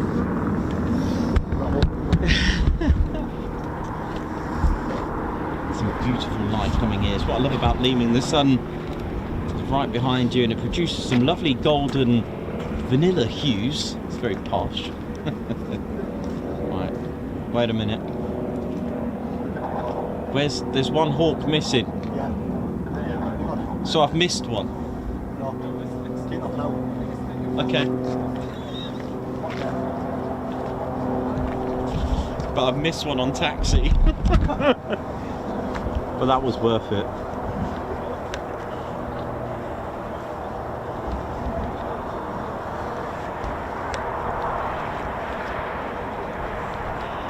Nice that.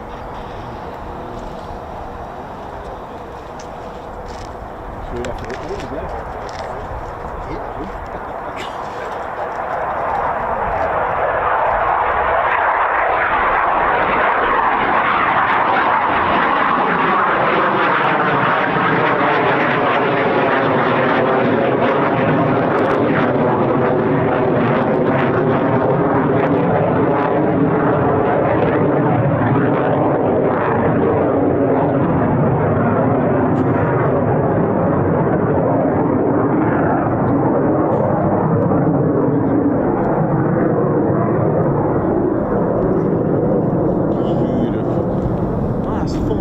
Up. Beautiful. Wow, free ship departure was a... That was a bit special, wasn't it?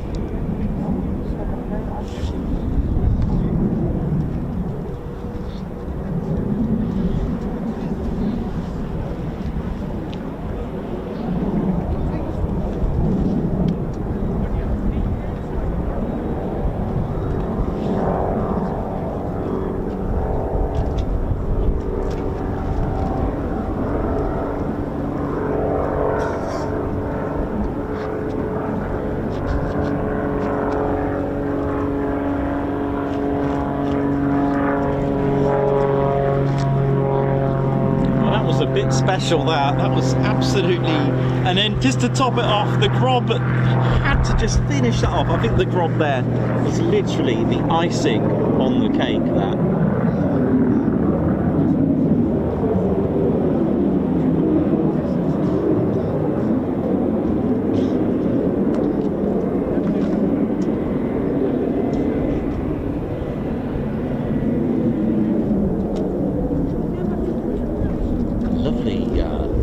to see you all on here, ladies, gents and teddy bears. My name's Nikos. I'm your cameraman, historian and commentator. Welcome to the show. And do make sure you support the channel. Let's get this stream right up there, ready for the F-18s when they hopefully come out.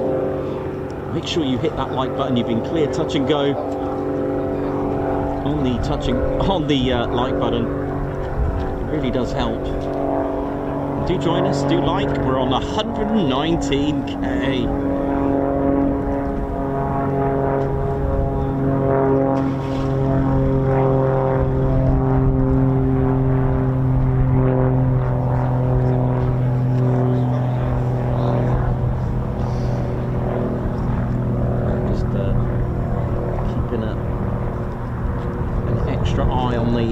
For the F-18s, they could be out in the next half an hour, or at least, when I say that I mean being pulled out of the hangars in the next half an hour.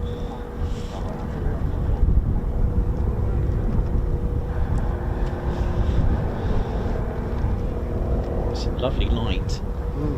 Beautiful.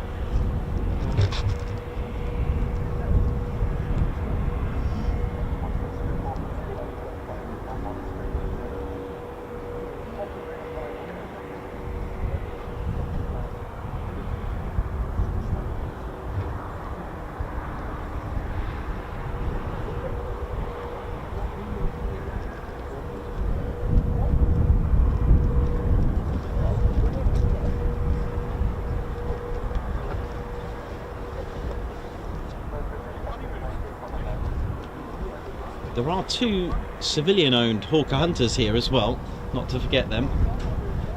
By the Hawker Hunter Aviation. And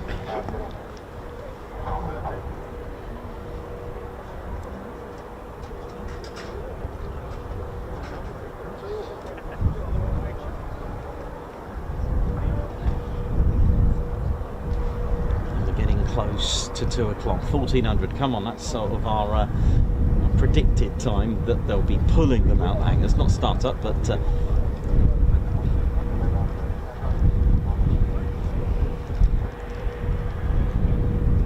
remember if they start them in the hangars. They start them in the hangars or pull them out. I can't remember from previous streams. Yeah.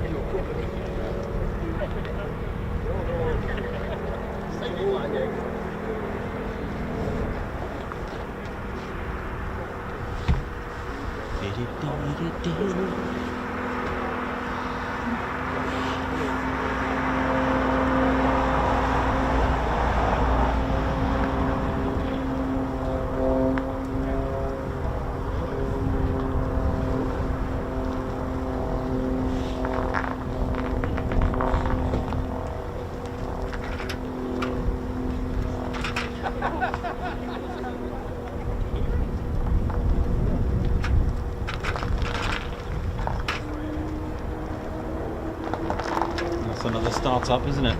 There we go.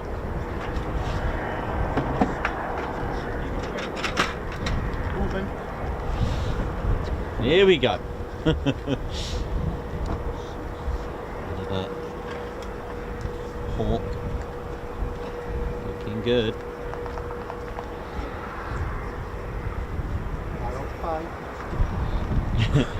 So far.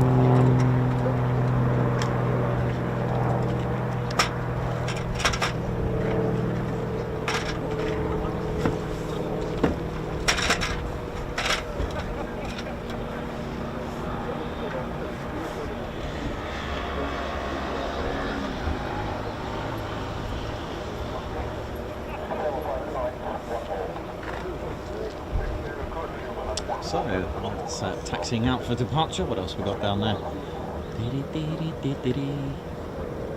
Got another canopy open, so it looks like we've got another one. Can't see any F-18s just yet. Won't be long, so get ready.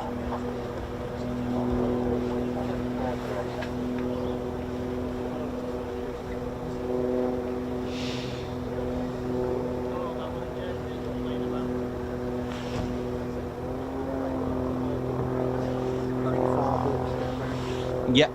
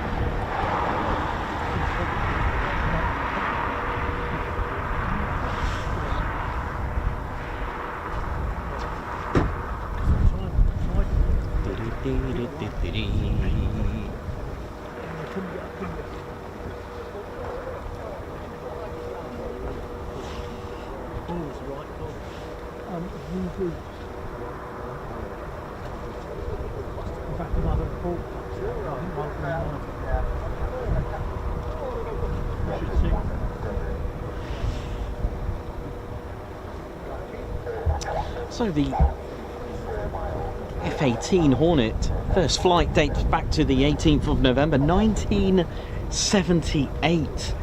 That is amazing, isn't it? Absolutely fantastic. And it was developed from the Northrop YF-17 with variants such as the CF-18 Hornet as well. Also got the Super Hornet. Plus we've got Growlers. I don't really know much about them, to be honest, the others, but there we go. The Boeing X-53 active aero elastic wing as well, whatever that is.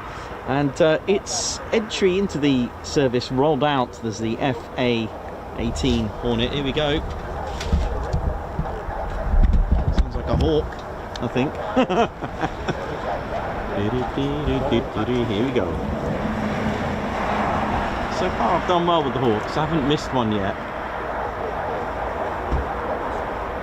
I'm doing alright. Oh, here we go.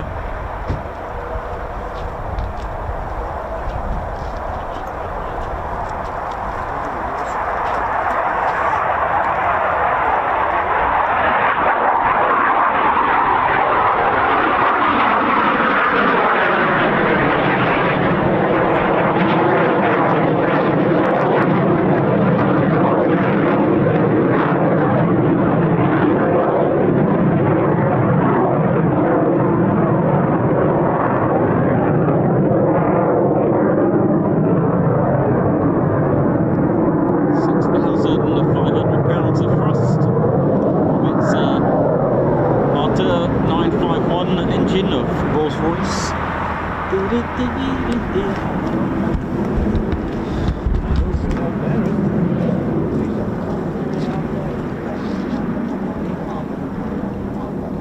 just left this single hawk.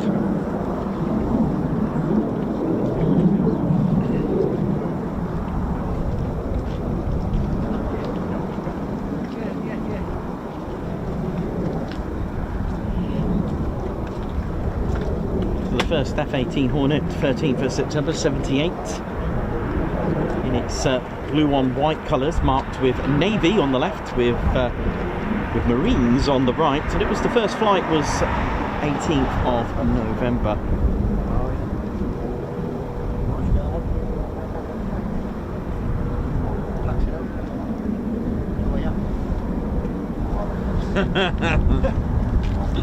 Nearly.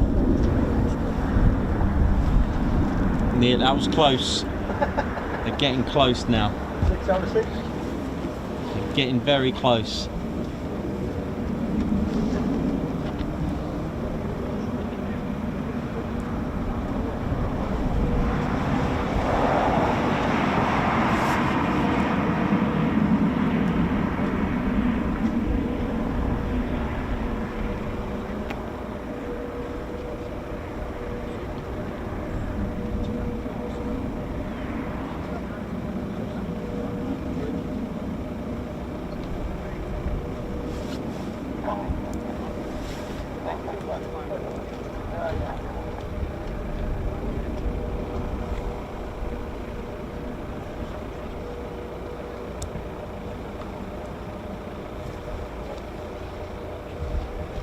Right, we'll let that one taxi out.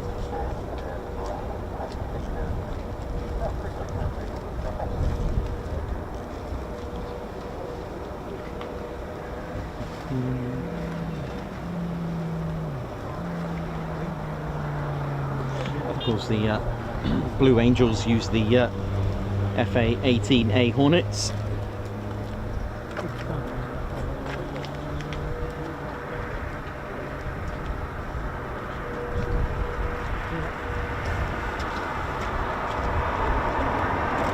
If the Royal Australian Air Force still use them. I wonder if they still use them. Do they still use them?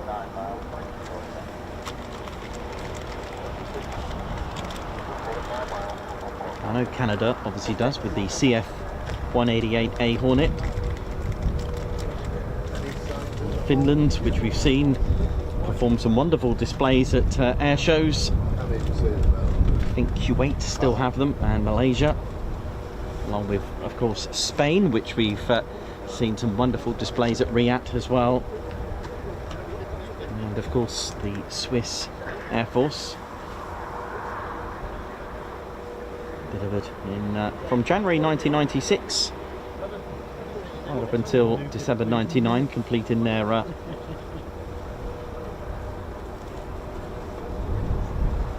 delivery.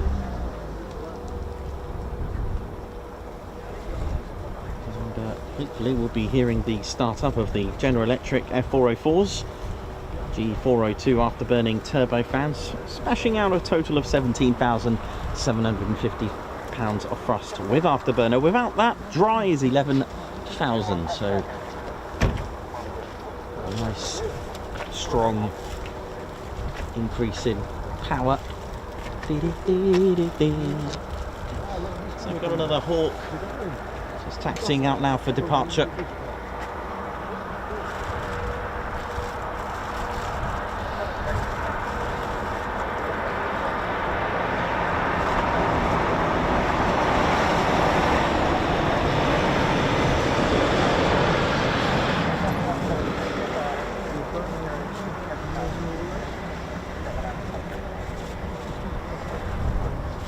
Empty weight is 23,000 pounds on the F-18.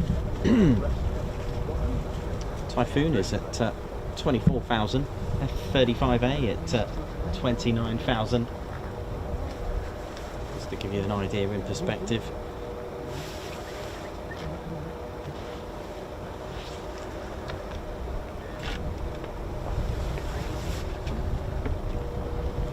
So no F-18's been pulled out just yet. keeping my eye over there.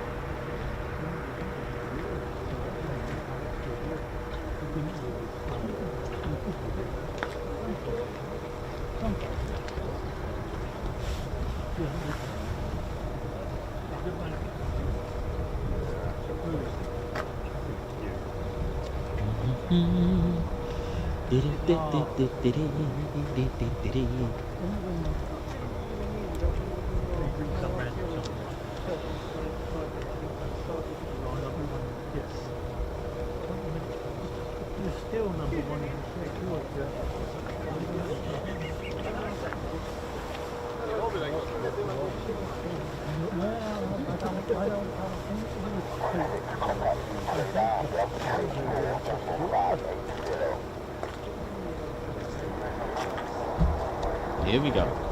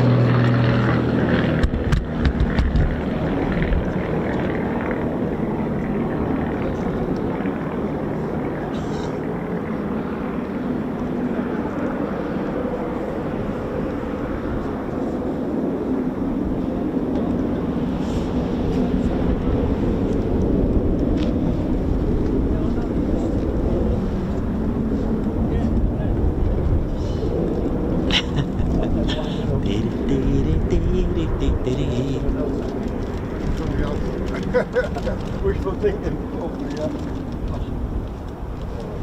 Sure. Oh, thanks, man.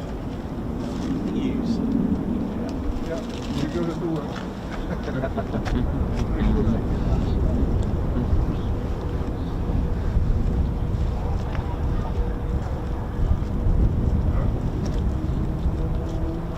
Here we go. Start up. Oh yeah, I can hear them now. That is an F404 engine.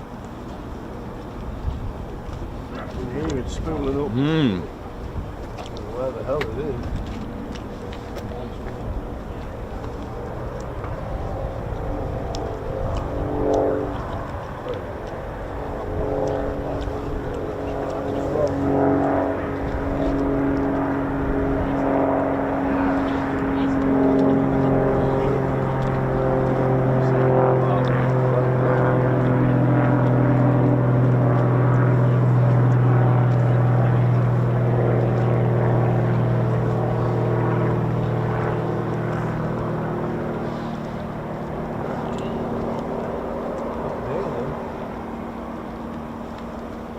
Sounds amazing.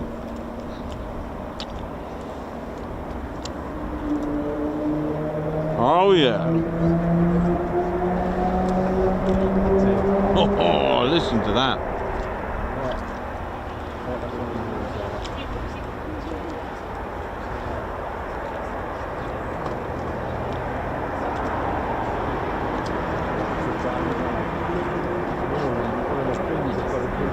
All right.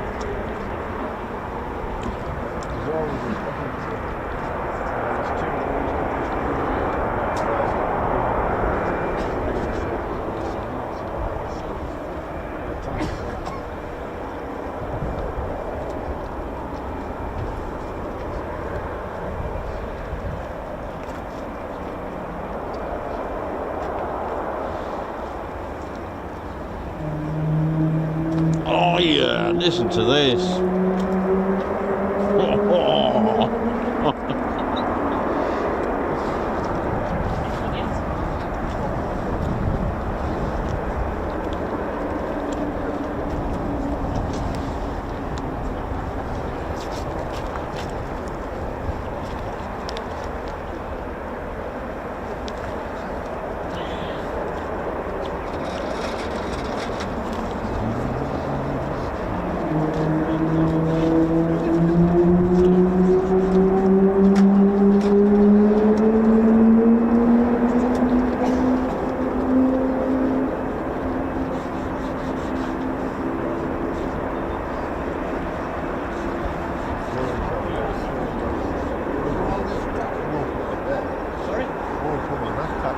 No, no.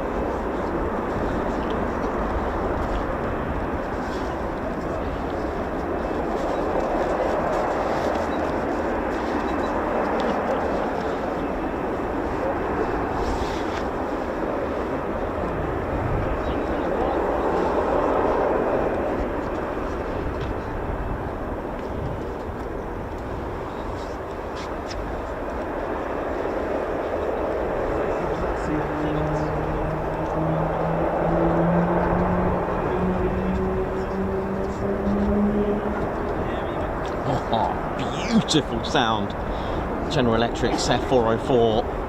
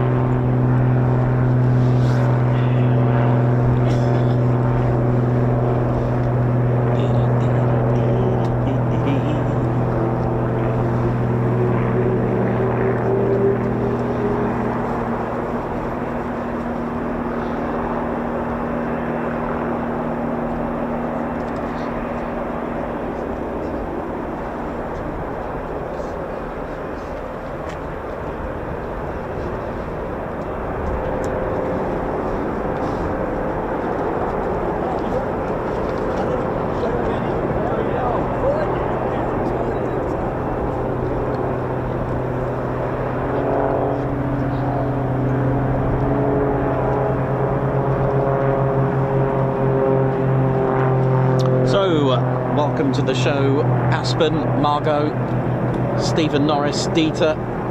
How you all doing? G Van Pulliam, Angus Cooper, Alex Blacker, how you doing? I'm a fan. Jay Bolton, how you doing? Captain A Williams, I'm a fan. Alex, hope we're all good. Edward Coates, how you all doing? Ali Leyland, hope you're all well. Thank you very much. Gary as well, nice. Oh yeah.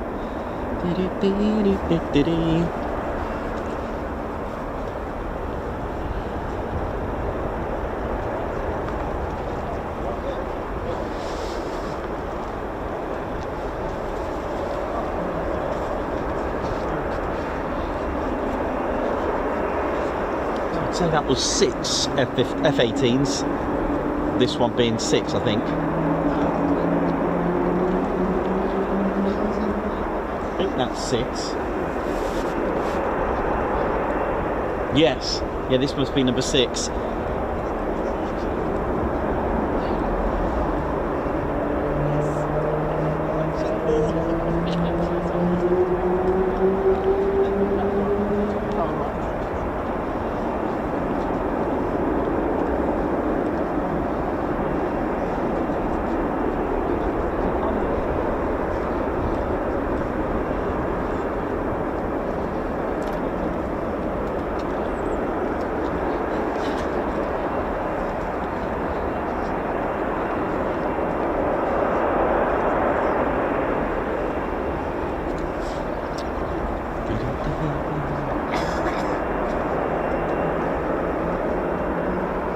That's 6.5.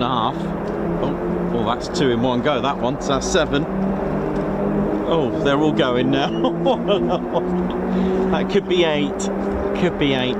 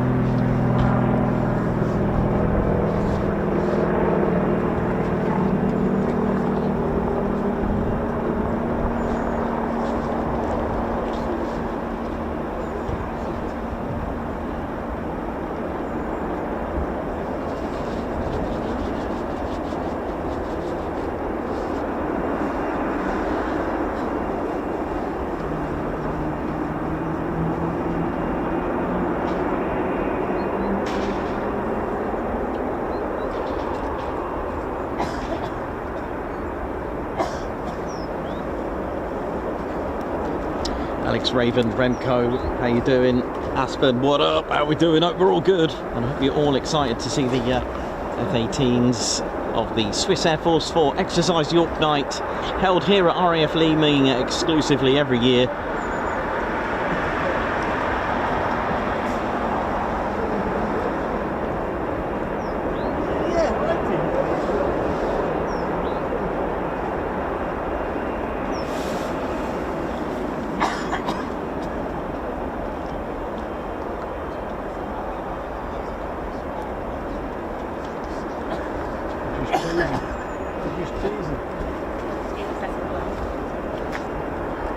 I believe the F-18s are from the Payerne Air Base in Switzerland,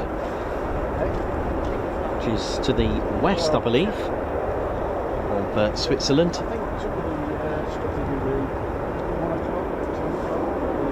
Home to the Fliegerstaffel 17 Falcons and Fliegerstaffel 18 Panthers. They also have the F-5E Tiger 2 Squadron, Fliegerstaffel 6 Ducks, as they're nicknamed, and of the Transport Squadron, the Lufttransportstaffel number 1.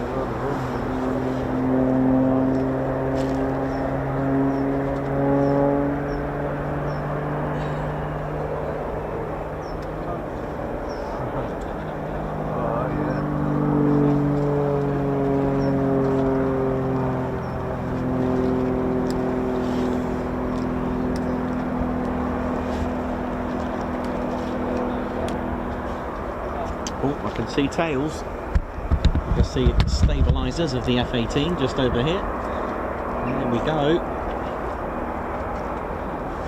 Our first glimpse of the F-18s. Here we go.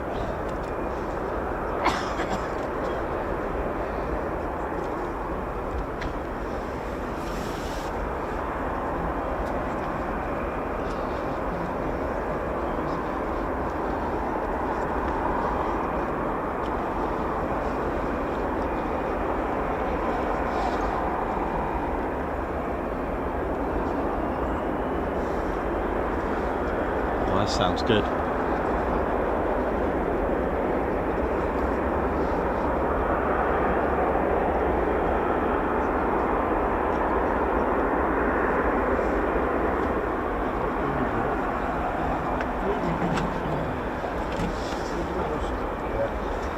Oh, here we go. We've got a nice. Oh, look at the light. Beautiful to go with this.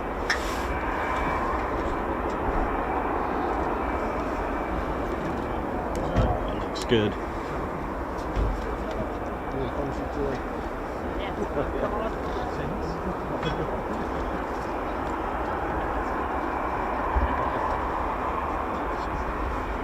Who's buzzing now? You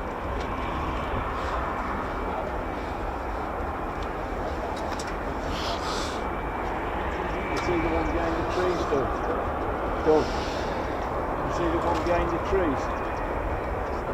In the middle, just see its Oh, yeah, tail. yeah, I got him, yeah. Two out. Yeah.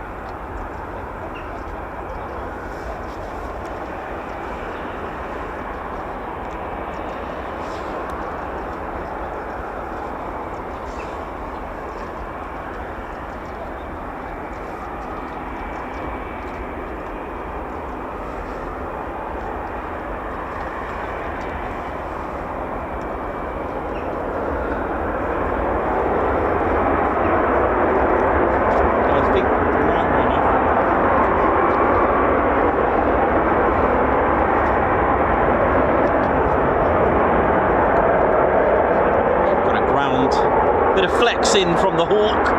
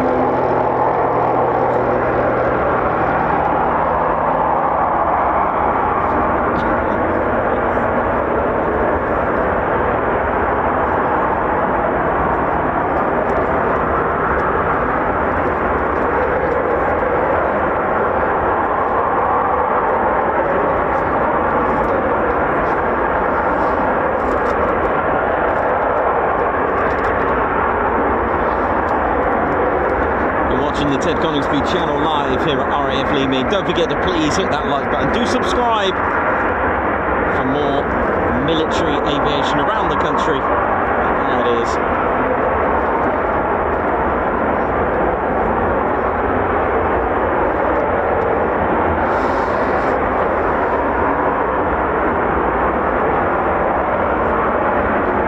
Okay, we've got another one on the move. Here we go.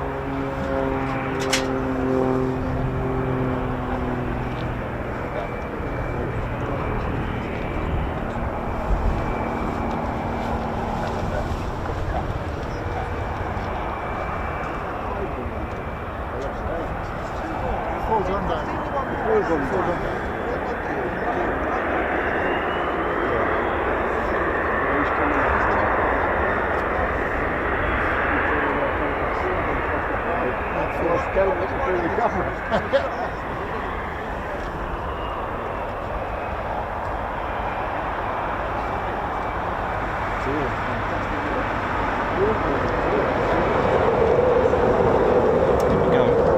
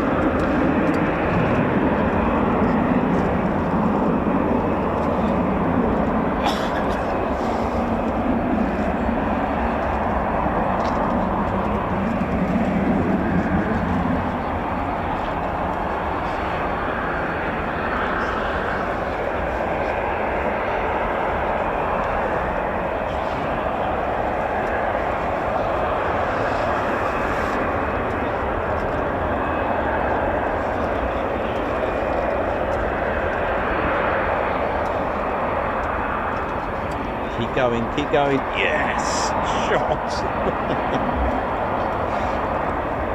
Oh, look at this. Turned right there. Thanks, Ted, for that. Ted's under controls.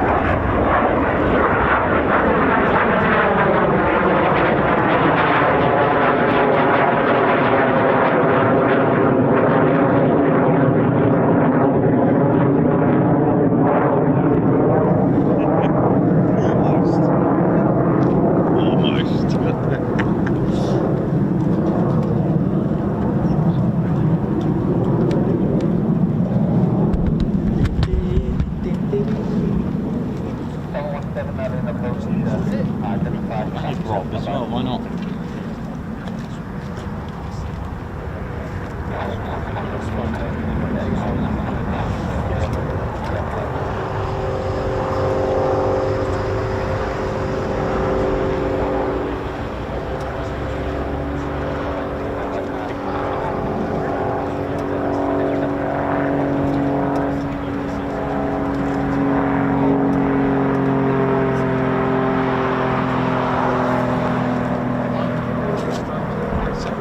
Was correct. 8 F-18 Hornets.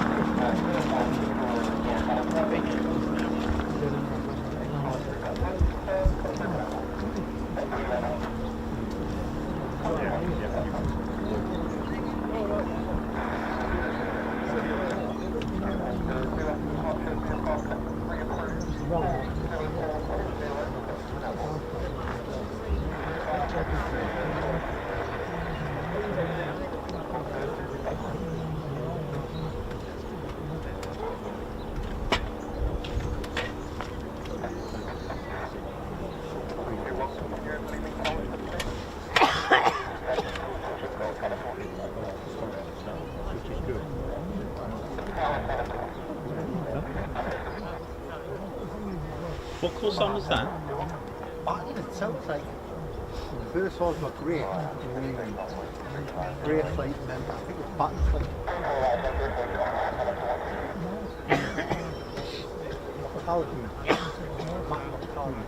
Tatlin.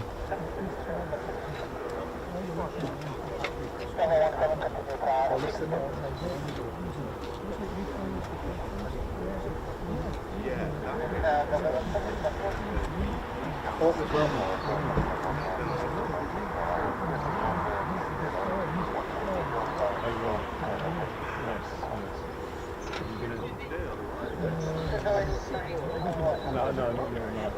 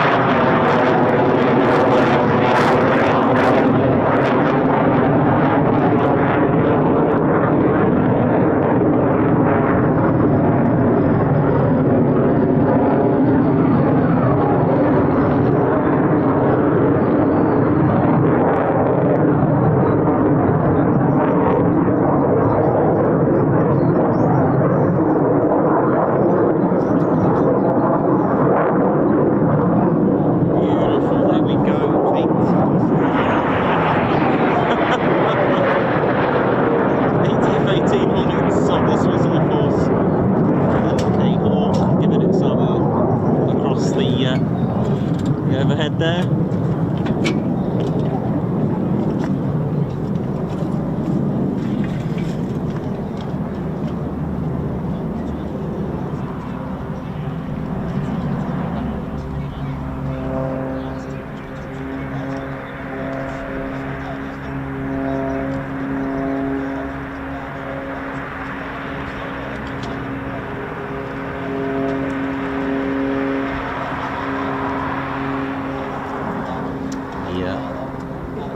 Cheeky little air brake at the back underneath.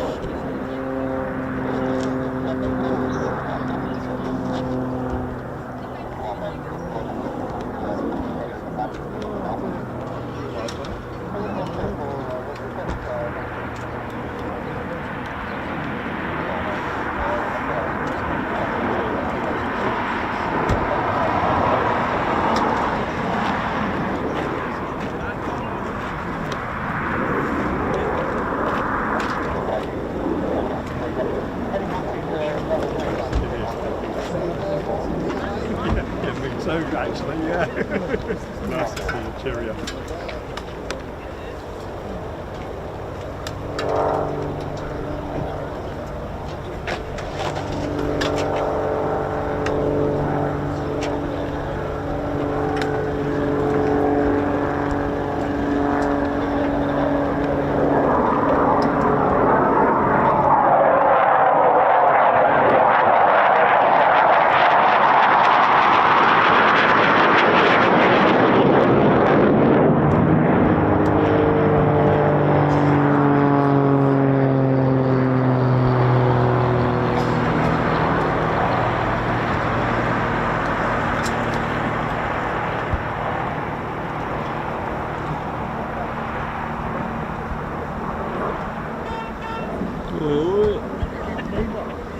Car park catchphrase there.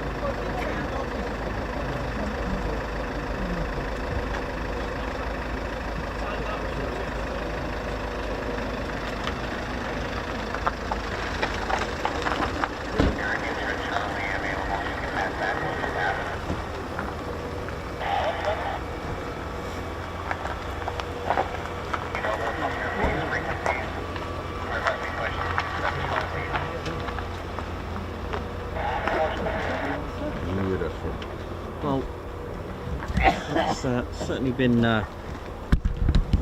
worth the wait, especially for eight F-18 Hornets. How are we doing, ladies, gents, teddy bears? Hope you enjoyed that. And the Hawk is trying to catch me out. It is doing a touch and go after all.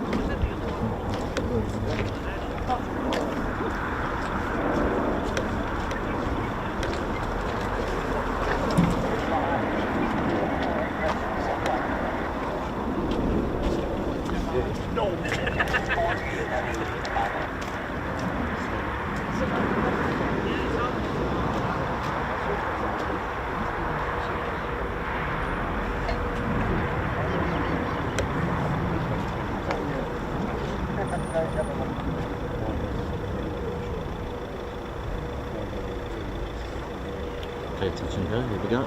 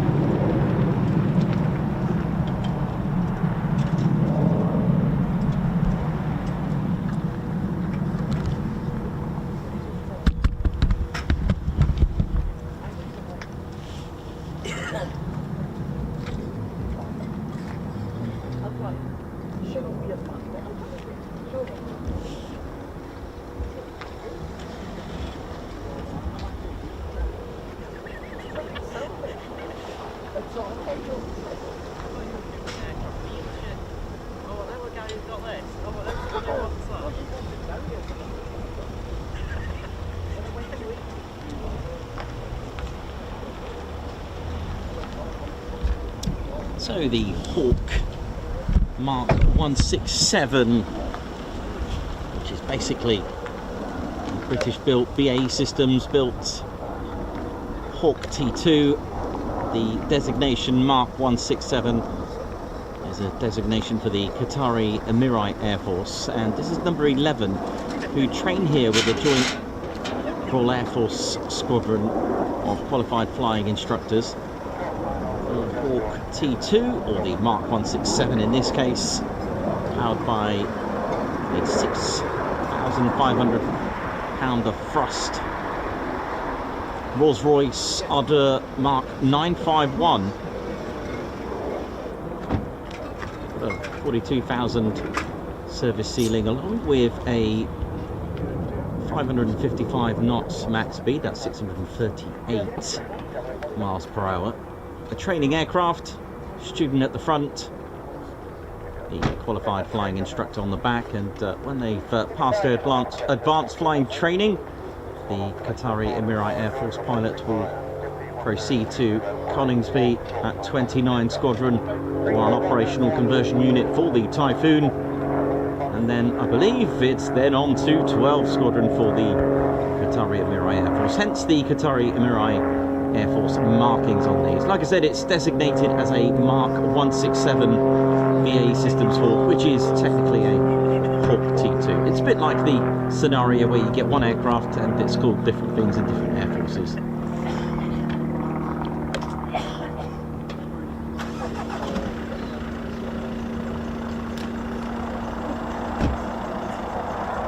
Getting lots of training.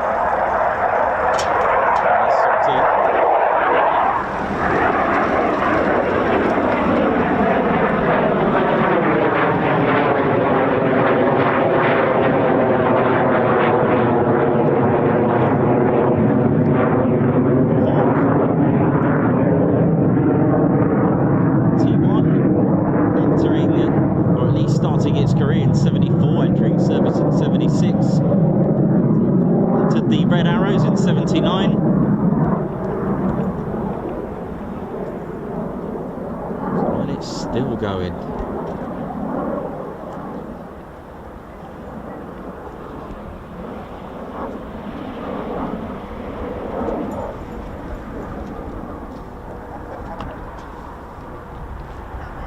A longer nose than the traditional Hawk T1, as you can see.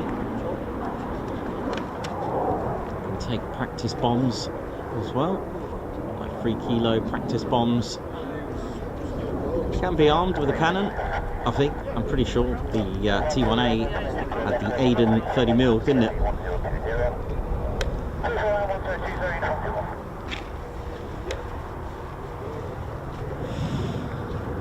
Welcome to the show. We have 8 F-18 Hornets of the Swiss Air Force, 17 18s fighter squadrons of Payerne Air Base in Switzerland, Falcons and Panthers.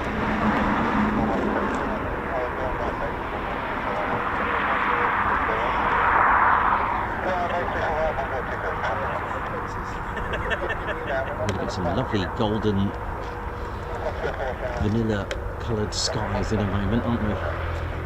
It's one thing that's notable about Leeming as the sun sets behind the viewing area.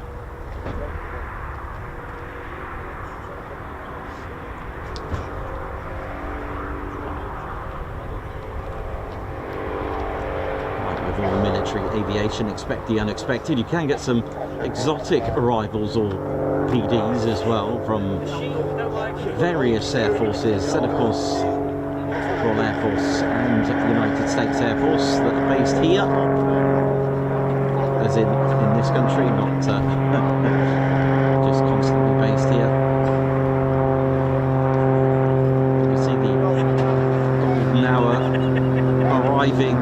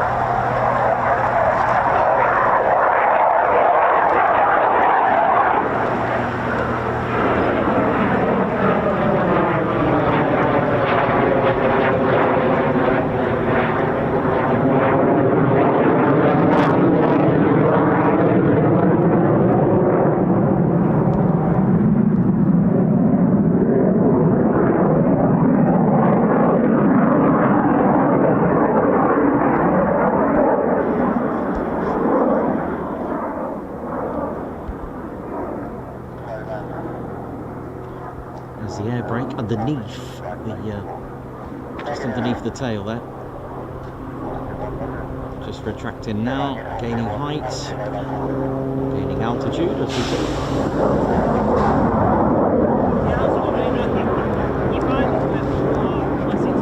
Oh, nice crossover between the obviously that was optical illusion there, but that looked good.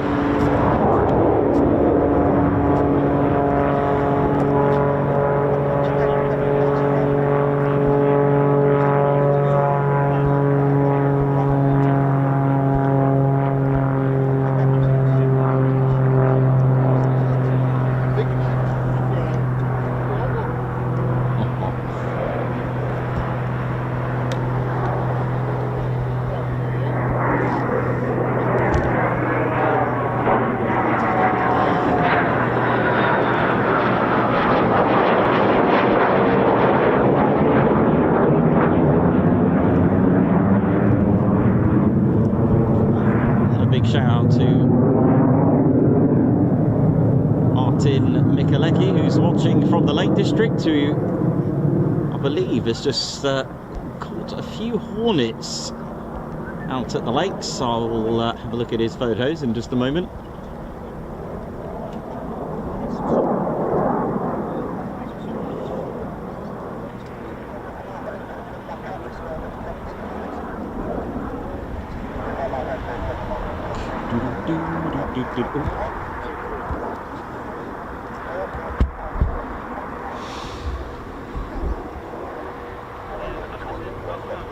Oh, lovely shots.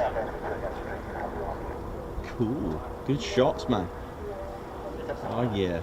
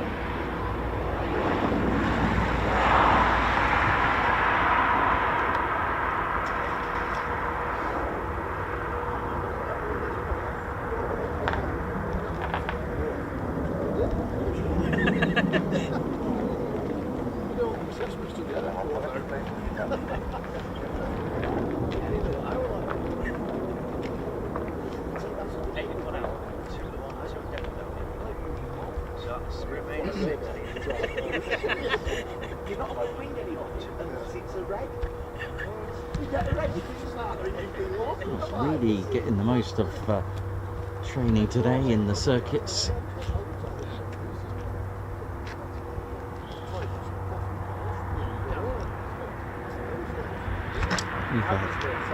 I mean, I love the fact that we've got a training aircraft prop engine. We've got a fast jet trainer, and then literally a frontline fighter jet, an F-18. It's actually quite a nice way of seeing this.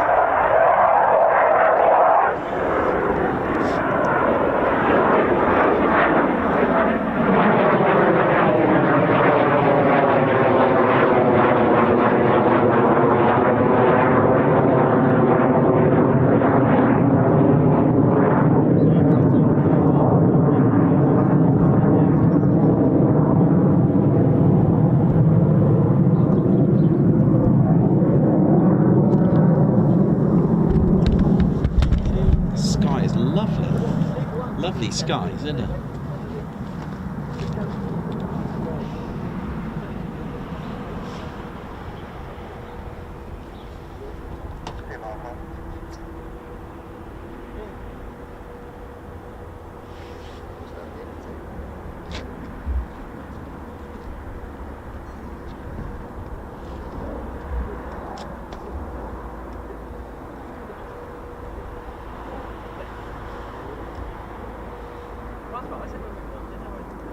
Sit here and just watch it.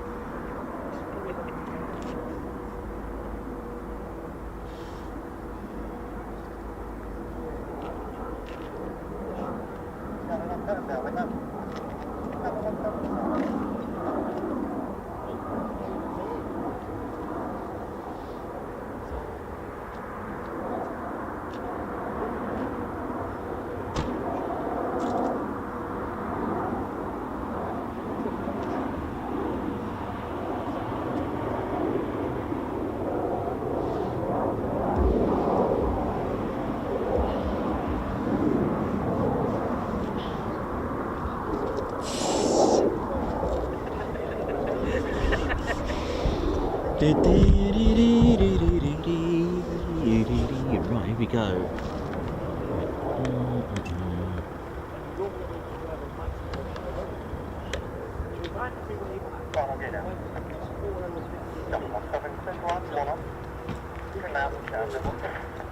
Good to land.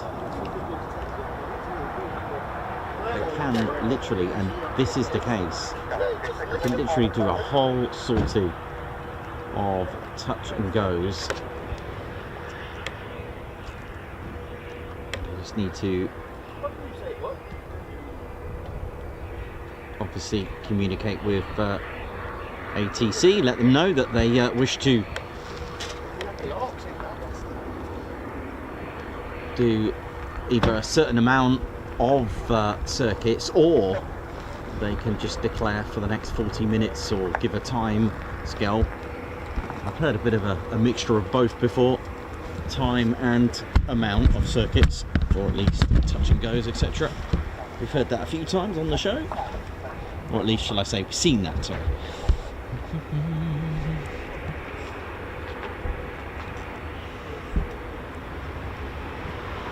Lovely colours coming up, amazing, lovely.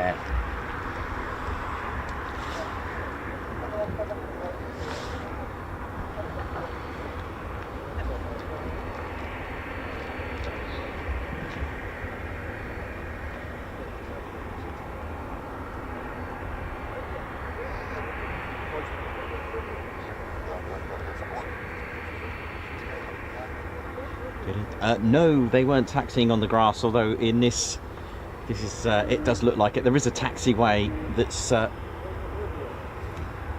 you can just about see it actually. There's a bit of tarmac just parallel to the runway. It's the tarmac there, and if you can see it there, look.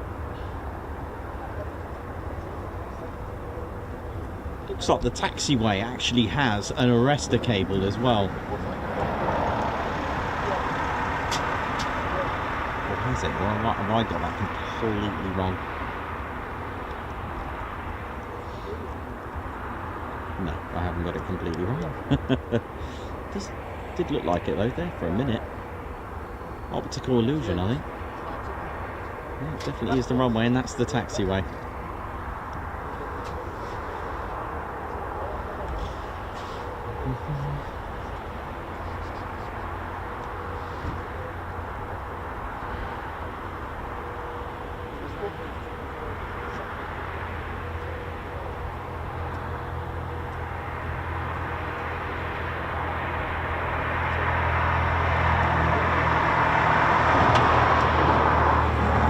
Oh, of course, that makes sense. That'll be for runway 03. That one there. Yeah, I got it. Yeah, so that's for the Tutors. That one, which goes right across. Hornets. Oh, already. I wonder if we're going to get a formation.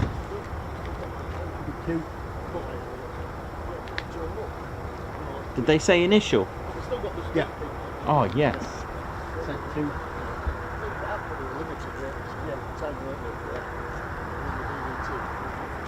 I thought that was a special tail. It's a man on a bike. Well, I thought, look, there you go. Look.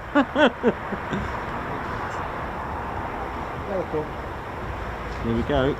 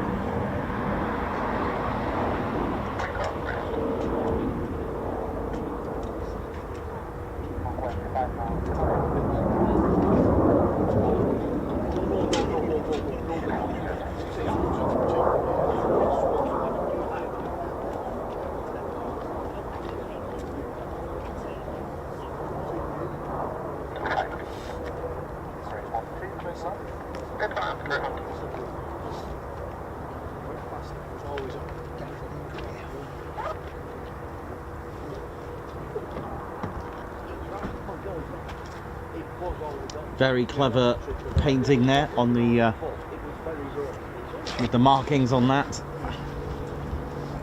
It's actually got two designs.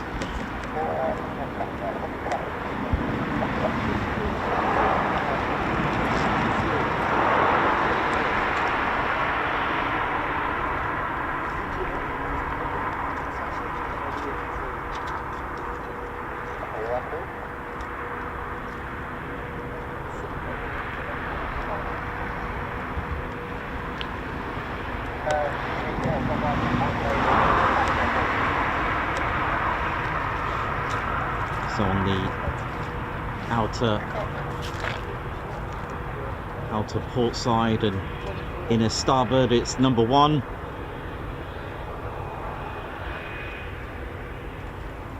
And on the outer, oh, have I got that completely wrong? You know what I mean. You know what I mean. On the left side of the left tail is number 1, and on the left side of the right tail, number 1. I just got that completely wrong. That's the whole point. It's all about deception. I got that absolutely cross-eyed. Proper.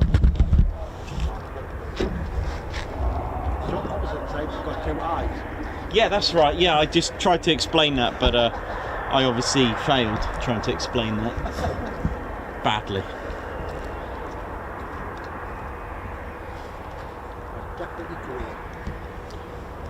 That's a beautiful light on that, isn't it?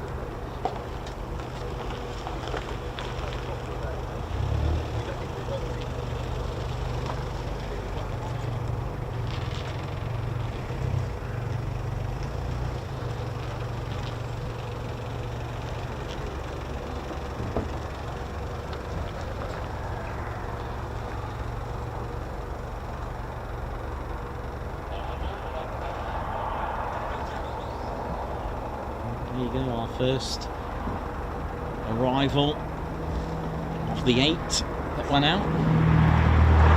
And look at the line, that is amazing.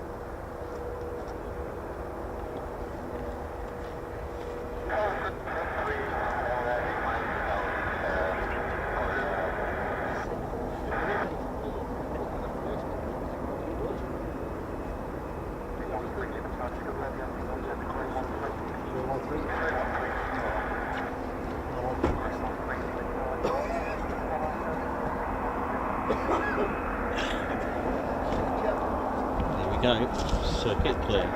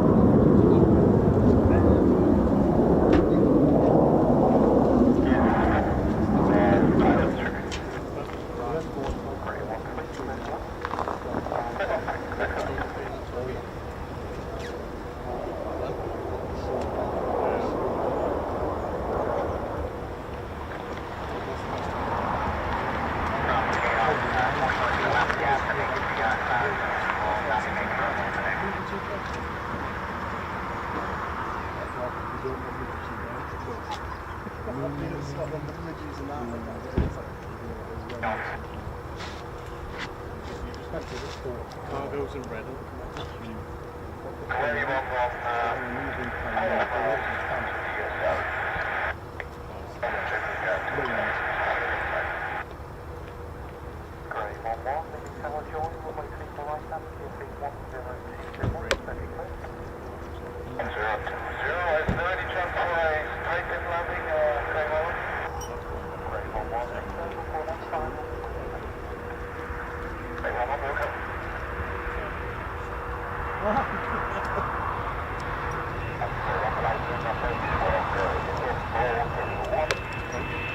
One requested a straight in land, I think.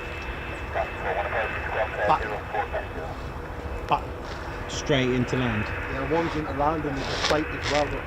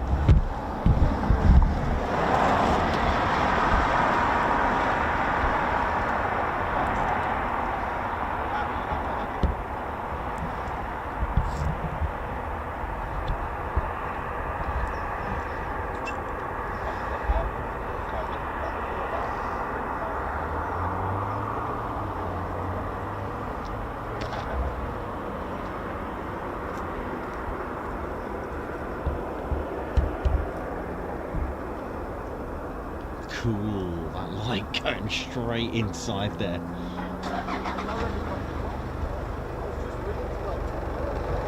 So here comes our, what's this, number 4?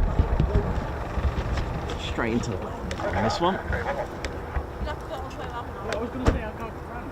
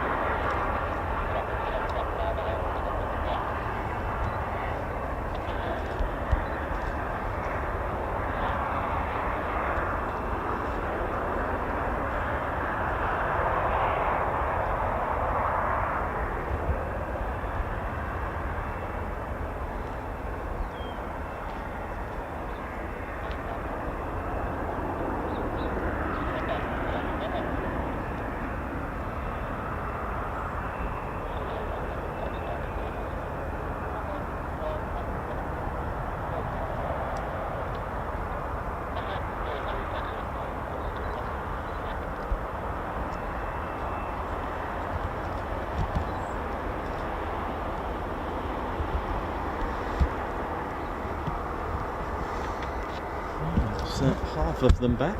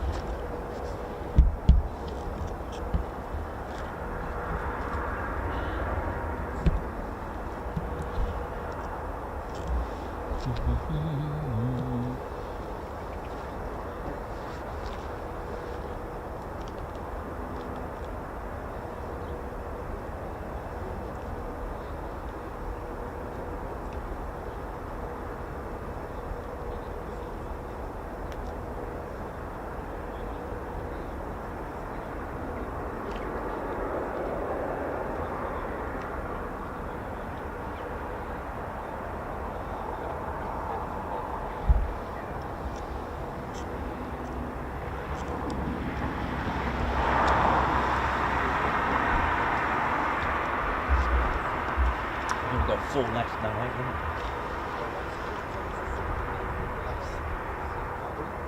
Actually, no, there's that 3.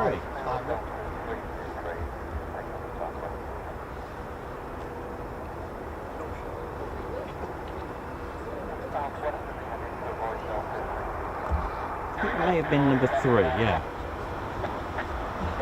5 left, that's alright, more the merrier. I might just go and grab a quick cup of tea. Ted, where are you, mate? You good? How's Ted doing then?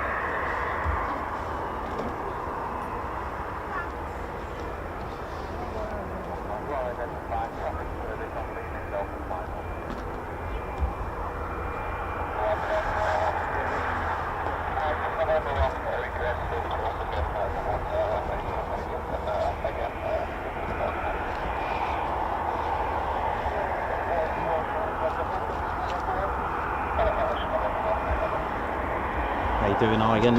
Hope you're all good as well. Paul Briggs, how you doing? Hope we're all good. Claire Bear.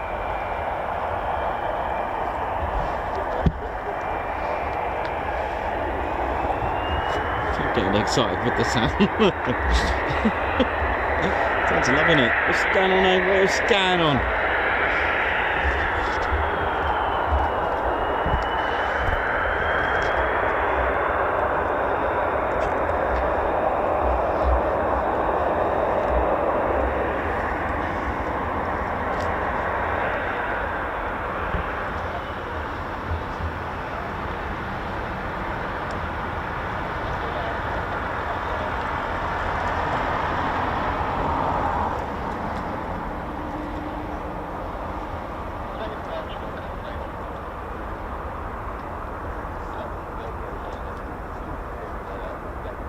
So I've just gone round again. This is 5013. Just wanted to go round.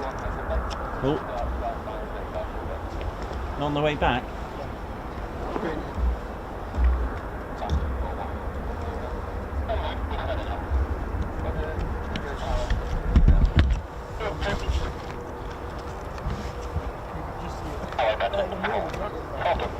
Oh, is this a straight in as well?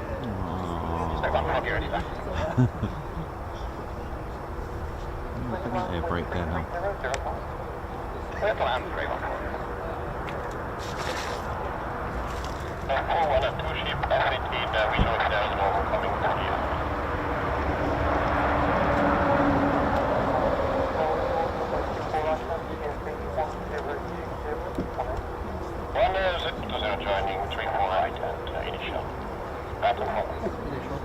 We've got one on initial. Should go ahead that.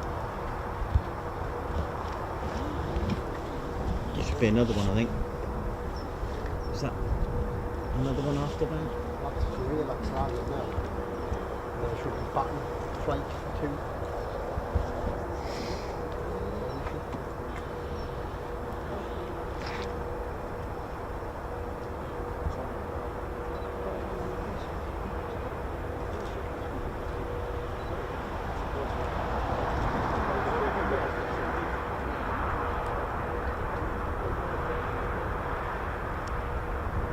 There we go.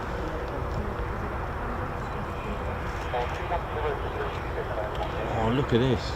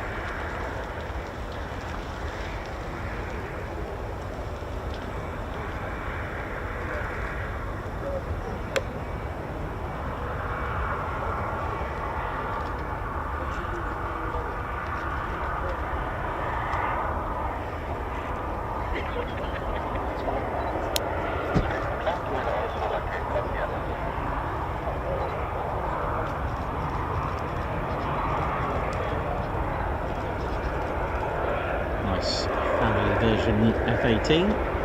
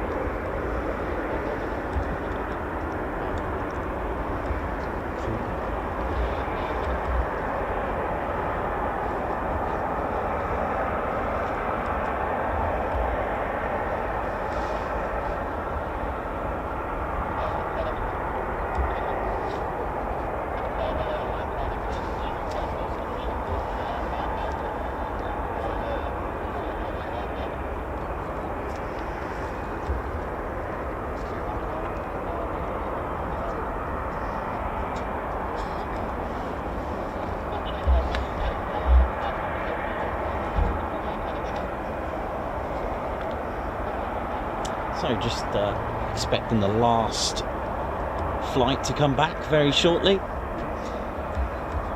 I hope you've all enjoyed today. It's been absolutely brilliant.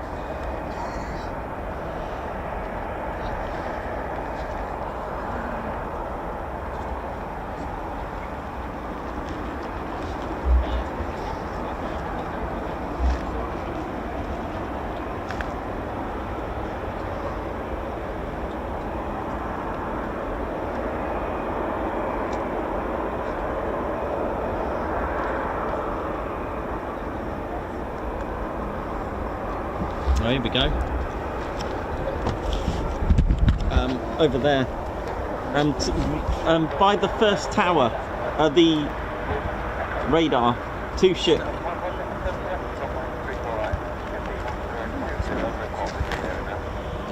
Just over the control tower.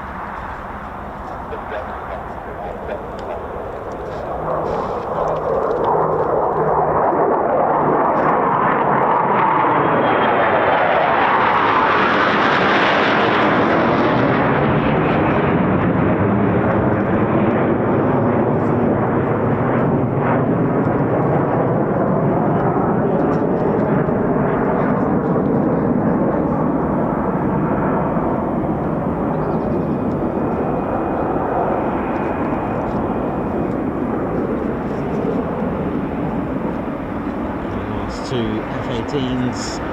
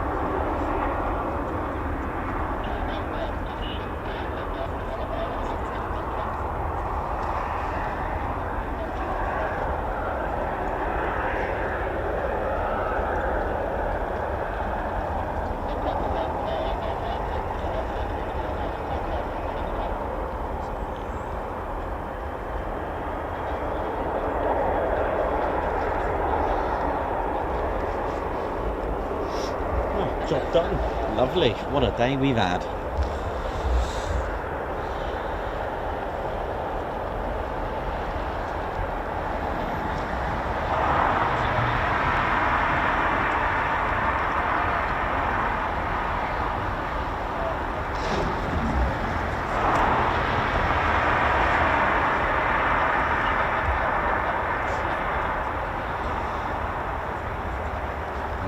go, ladies, gentle teddy bears. Hope you've enjoyed our show today.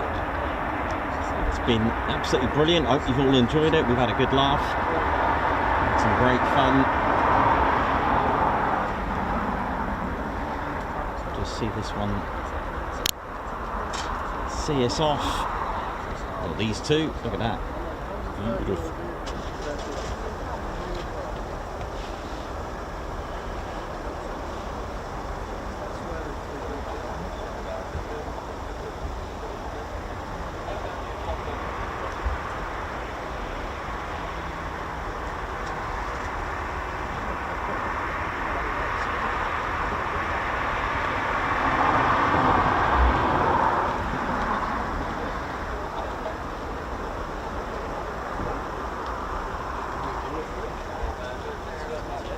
Hello. Could you please sign my pencil if that's alright? Sure. I've got a pen. You have. Excellent. Thank you so much. Take that. Both of these, yeah? Yeah, one's my friend's. Yeah. Okay, cool. Oh, I know this guy, Nathan. Nathan, yeah.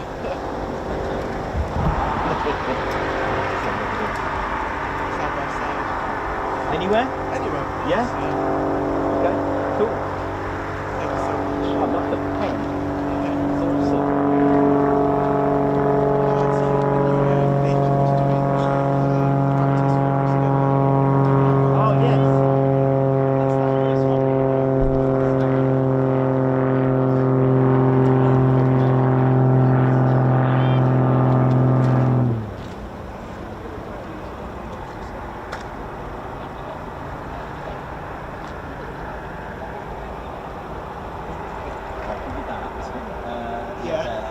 Yeah, that needs a bit drying up. There you go, buddy. All right. Thank you so No much. worries. So what's your name?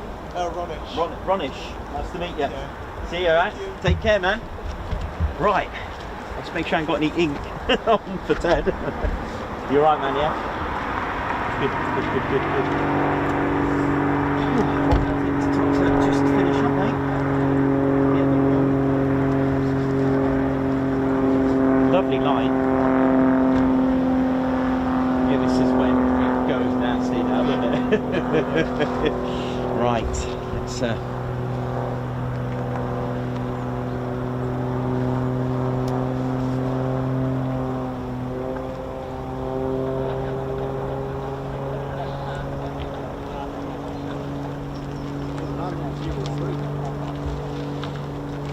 Huh? Oh, is it? Yeah. Wow. So that's just this one here. That's this one here. 03 and Or is it this? Is it as far as here? 2. Oh, it must be this here then. Yeah. That's where I was getting confused with the. Oh wow. That's pretty. It's going to be pretty special.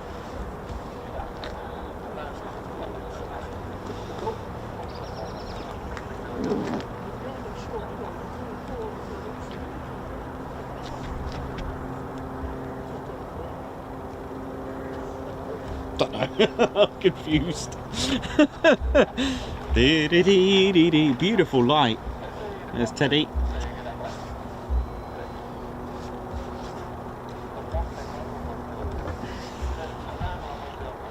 Right then. Sylvester E. Malvina, how you doing? Thanks a lot for the super. Thank you very much for the super. Alan Q, thank you very much for the super chat as well. Is it just over there, is it? Oh, wow. Cool. Paul Che, thank you very much for 18 months membership. What an 18 months. Best community on YouTube. And Paul Briggs, high five. Thank you very much for gifting a Ted Coningsby membership. And Margot, thank you very much for the super sticker. Guards March, thank you very much. And Gary as well, thank you very much for the super sticker. Nice. Yeah. Doncaster Lass, thank you for the super sticker. Guards March. Cheesecakes, thank you very much for the super. Guards March. Claire Bear, 13 days for the party of the year. Nice. Guards March to Claire Bear. Gary, thank you very much for the super. Thank you very much for that. Guards March. Chris R, high five. Welcome to the Ted Coningsby Squadron. Guards March. And do you know what I've forgotten? I've forgotten to put the new video on for the for the membership. I'll have to do that tonight and get it ready for tomorrow. Gary, thank you very much. A high five, Guards March. Thank you for gifting a Ted Coningsby membership. Mr. Cyclist with 32 months membership, thank you very much. Oi oi, good afternoon everyone. And Dave Earl, here's towards a hawk detector for Nikos. Hey, I didn't do too bad today. Didn't do too bad. Guards March, thank you very much for keeping that on. Gaz Wilkes, thank you very much for the super sticker, Guards March. Jay Bolton, cuppa for Nikos and Ted too. Right, we'll be having mine in just a second. Right, and Ian as well, 33 months membership, more great streams coming up, subscribe. Well said, and thank you very much. Right, Teddy, it's time. As the temperature has just dropped a few, definitely. Ladies, Gents, Teddy Bears, it has been an honour to come back. It really has. It's been so much fun coming back here. I do love coming here. It's good fun and it's always just a great vibe. So first of all, before we go, a big thank you to the Swiss Air Force. Thank you very much. And of course, all the crew at RAF Leeming. Thank you very much indeed. So, Ladies, Gents, Teddy Bears, it's been a great return back to Leeming again, our yearly trip. Sometimes we do two, sometimes we depends what's going on, but massive thank you to all of our viewers and fans. Thank you so much, members, for keeping our channel going. Thank you all so much. Keep supporting and we'll keep going, keeping the dream, keeping the stream. My name's Nikos. I've been your cameraman, historian and commentator. This is Squadron Leader Ted Coningsby. You've been watching the Ted Coningsby channel live here at RAF Leeming. So for the last time for today, it is see you soon, wish you well. See ya!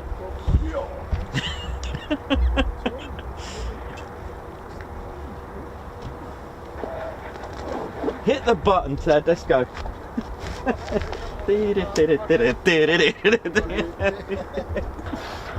Oh.